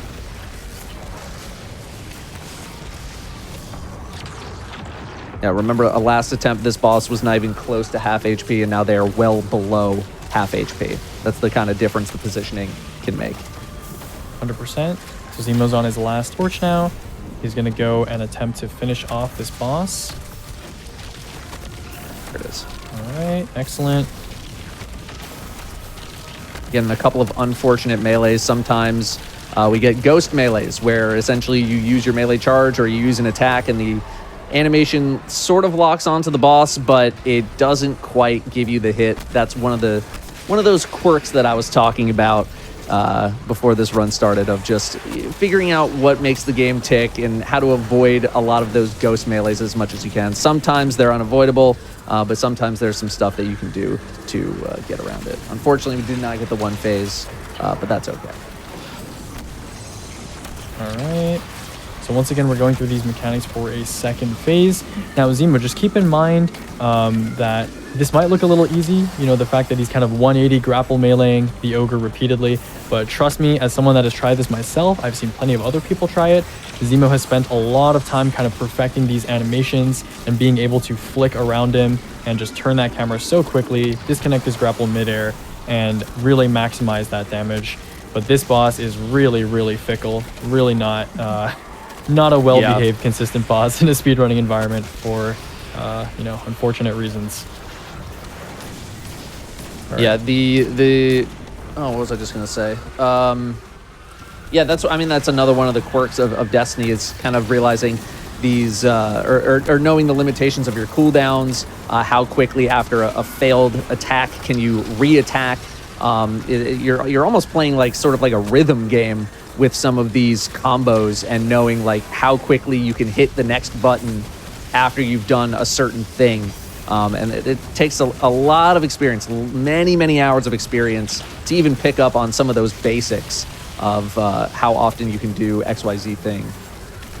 Yeah, for sure. All right, so we're coming in on this hopefully last phase. Zemo just needs to smack this guy a couple more times, and we'll be able to move on to another transition before we reach the final encounter of the dungeon. So let's see right here. Zoom. He's going straight to that top left pillar, lighting it up one more time. Dropping the grapple point. Swapping loadouts. Got our tractor cannon out. Yep. Boss has been debuffed. Just have enough ammo to finish this off, I think. Yeah, and the boss is in such a nice position here. Yep. Zemo should be able to send him home. There it is. Very nice. Excellent work. Okay. Now this next part, this next transition, ooh, the heavy brick. Excellent. Okay. This next part would have been a little bit treacherous with the amount of heavy ammo he had left, but fortunately for him, there is just a beautiful heavy brick on the ground for him to be able to make this next part of the transition with relative ease. So let's take a look at what happens next. I thought we were doing any percent too. Apparently we're doing loot percent, picking up that sidearm. Wonder what roll we got. Of course, yeah. Rocket I'll sidearm. I'll check on the way to the next encounter.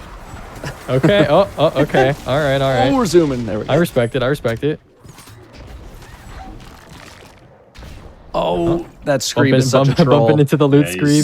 Yeah, that scream drops a currency for an exotic that's based on this place. And but I've been killed by it a couple times because it will jump across a cliff, and then it'll jump right back to where it just was, and it will push you out of the way and kill you incredibly fast because it'll just fling you into the ether. So once again, Zemo's got 3 noble rounds here. He has used one already. You saw a Lumina grapple earlier, And he's just going to attempt to pull one off again here. Yep, he's already got it. And one last one. Look at that. 3 Lumina grapples in a row. Oh, that is a tough one. That is offhand strike permeability, disgusting. not looking too hot. Yeah. So Zemo is making his way to the final boss right now. He is at the final encounter, and we're going to see him take on a giant meatball. That's right, a giant meatball. Yeah, if you think those ghost melees were annoying before, this Oh, usually yeah. flying enemies tend to be very problematic for any sort of melee attack, especially for Titans because they have just so many different kinds of melee attacks. This is another boss where you really need to know the sweet spot of where and when to hit your melees and how high you need to get up in the air in order to actually hit the boss in the first place. And also just doing it correctly, because if you fall down, if you end your combo in the wrong way, you will just plummet to your death because there's just nothing underneath the boss. That's right. And just like how in previous encounters, Zemo was kind of baiting these chieftains into making these totems for him, he's doing the exact same thing here. He's transferred his buff that makes sure he doesn't succumb to a debuff here, and he started damage. Look at that. Here we go. All right, here we go. This boss is, if you thought the ogre was annoying, this guy is plenty annoying too. But Zemo's getting in some nice, powerful grapple melees in here. Yeah, again, just we're playing a rhythm game right now with just the exact timing that we need to hit on our grapples, our melees, because again, one wrong move and you can potentially just plummet to your death and you have to start the whole thing over. Yep, exactly. And that boss is particularly treacherous, being able to hit that 180 grapple melee spam timing when you're kind of in air and there's an angry meatball shooting you, stomping you, flinching you. It's definitely not an easy task, but Zemo certainly makes it look that way when he's all the flinch as well. I didn't even think about that. Yeah. So here we go. Zemo is baiting this chieftain into making him a totem. This one's already made him one, so he's just going to sit here nice and relaxed. That one's also made him one, so this is excellent. He's got plenty of adds for stacks. He's got plenty of enemies. Beautiful. Titans have an ability called Barricade, and part of how we end up controlling enemies is dropping that barricade, because if an enemy walks into that barricade, it will actually kind of get stunned or disoriented. And you can physically push enemies around in this game. So if an enemy gets stunned in it, you can actually bully it into that wall over and over again to keep it permanently stunned as long as the wall is active. Okay, Zemo's putting in a lot of work here. Going for a 2-plate.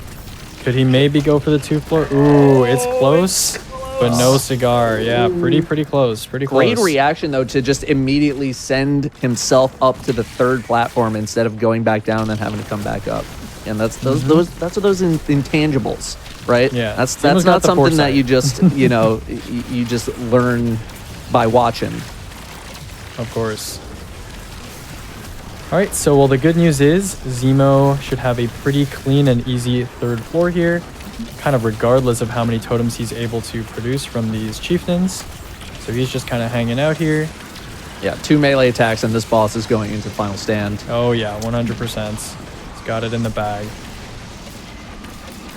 All right, so now it's just kind of a waiting game until that imminent wish timer is out. He's going to transfer that melee debuff to that wraith there so he doesn't die. Eventually that will kill you. Yeah, you one of the mechanics in this fight is literally tag. Oh yeah. An enemy comes up to you and punches you and you have to punch it back and say, tag, you're it now. And then who's ever it after 15 seconds dies. I mean, look at that. I mean, coming back, building our burning fists, and should go to final stand now. We're gonna get teleported. There we go. All right, good decision making from Zemo there. He did use his navigator, and navigator has a 30-second cooldown. So he did use his navigator semi-recently. He's not going to attempt to make another grapple point here. Wisely going to decide to use his super to get in some chip damage. Yeah, again, those ghost melees can be such a killer. Literally going through enemies entirely with getting no damage or anything like that. We're keeping these eyeballs low. And time. Wonderful, nice. Nice. Yeah, those eyeballs kind of shooting a laser beam at the boss. If too many of those spawn in, the boss will actually go immune, so you need to keep their quantity down. 100%. That was absolutely amazing to watch, both of them. Holy crap. Yeah, any I think your additional, like, time was 17:29. 17:58. Oh yes. I was watching as the boss died. What you're is your good. time on that right now? Current world record? Yeah, Oh, 10-12. 10:12. Yep. That is absolutely amazing. Oh Yeah, yeah. just a couple things I mean, went wrong. this just goes to show you. I mean, like even with the pace that Zemo is playing at, Destiny can be a punishing game to speedrun for sure, especially if you're only just given one try. So let's applaud Zemo. He did a pretty good job here, given how punishing solo dungeons can be to run, especially Warlords. I mean, that ogre boss just does not let up sometimes. So he did a pretty good job of showcasing the strategies that he's come to perfect. So shout out to Zemo.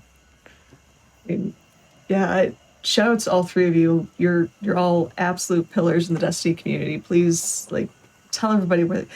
I'm pretty sure they know where they can find y'all, but take some time. Shout out what you're doing right now, where they can find you on any platform.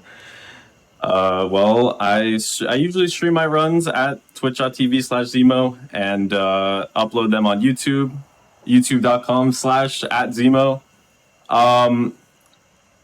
Usually I'm either doing something solo raid or low man raid or solo dungeon related. But if I'm not doing anything like that, I'm usually just speedrunning this game. Vegas. Oh yeah, sure. You can find me at same thing, YouTube, Twitch, The Aegis Relic. If you're interested, I also speedrun raids. I talk with Zemo sometimes, and yeah, I mean it's wonderful. We make speedrunning content, we make endgame content, and I'm sure if you play Destiny, you probably have heard of Dado, but I'll let him take it away as well. Dado, just Google it. I'm everywhere. I'm not the cyber security company. If you've come across a cyber security company, you've gone too far. But yeah. Again, chat, give some GGs. Those was an absolutely amazing pair of runs, and please, if you're interested, check out the speedrunning community for Destiny. It is so cool and so awesome. Also, shout out the speedrun panel. Oh yeah, if you're interested in learning how to become a speedrunner like Zemo, pull out some of these amazing runs.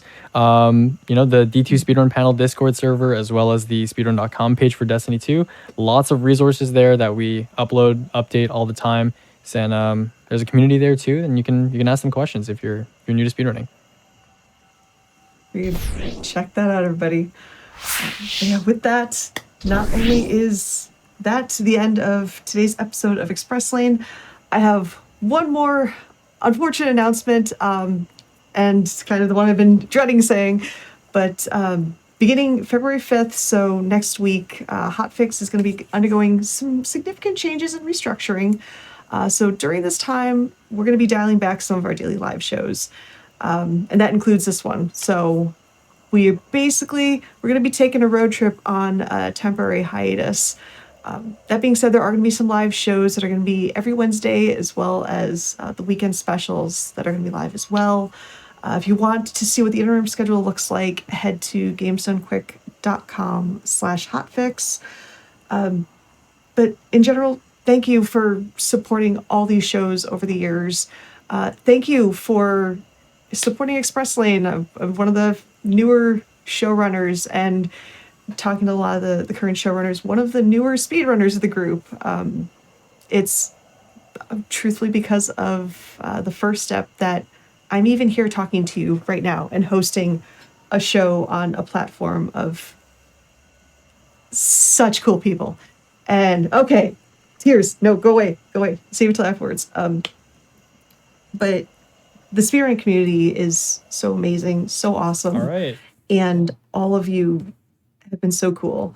To go from not knowing what speedrunning is to being again here talking to you has been an absolute honor for these past couple months, and showcasing runs that I hold near and dear to my heart, which are shorter runs, which is ironic because the run I'm learning right now is a little bit longer than that. But again, thank you.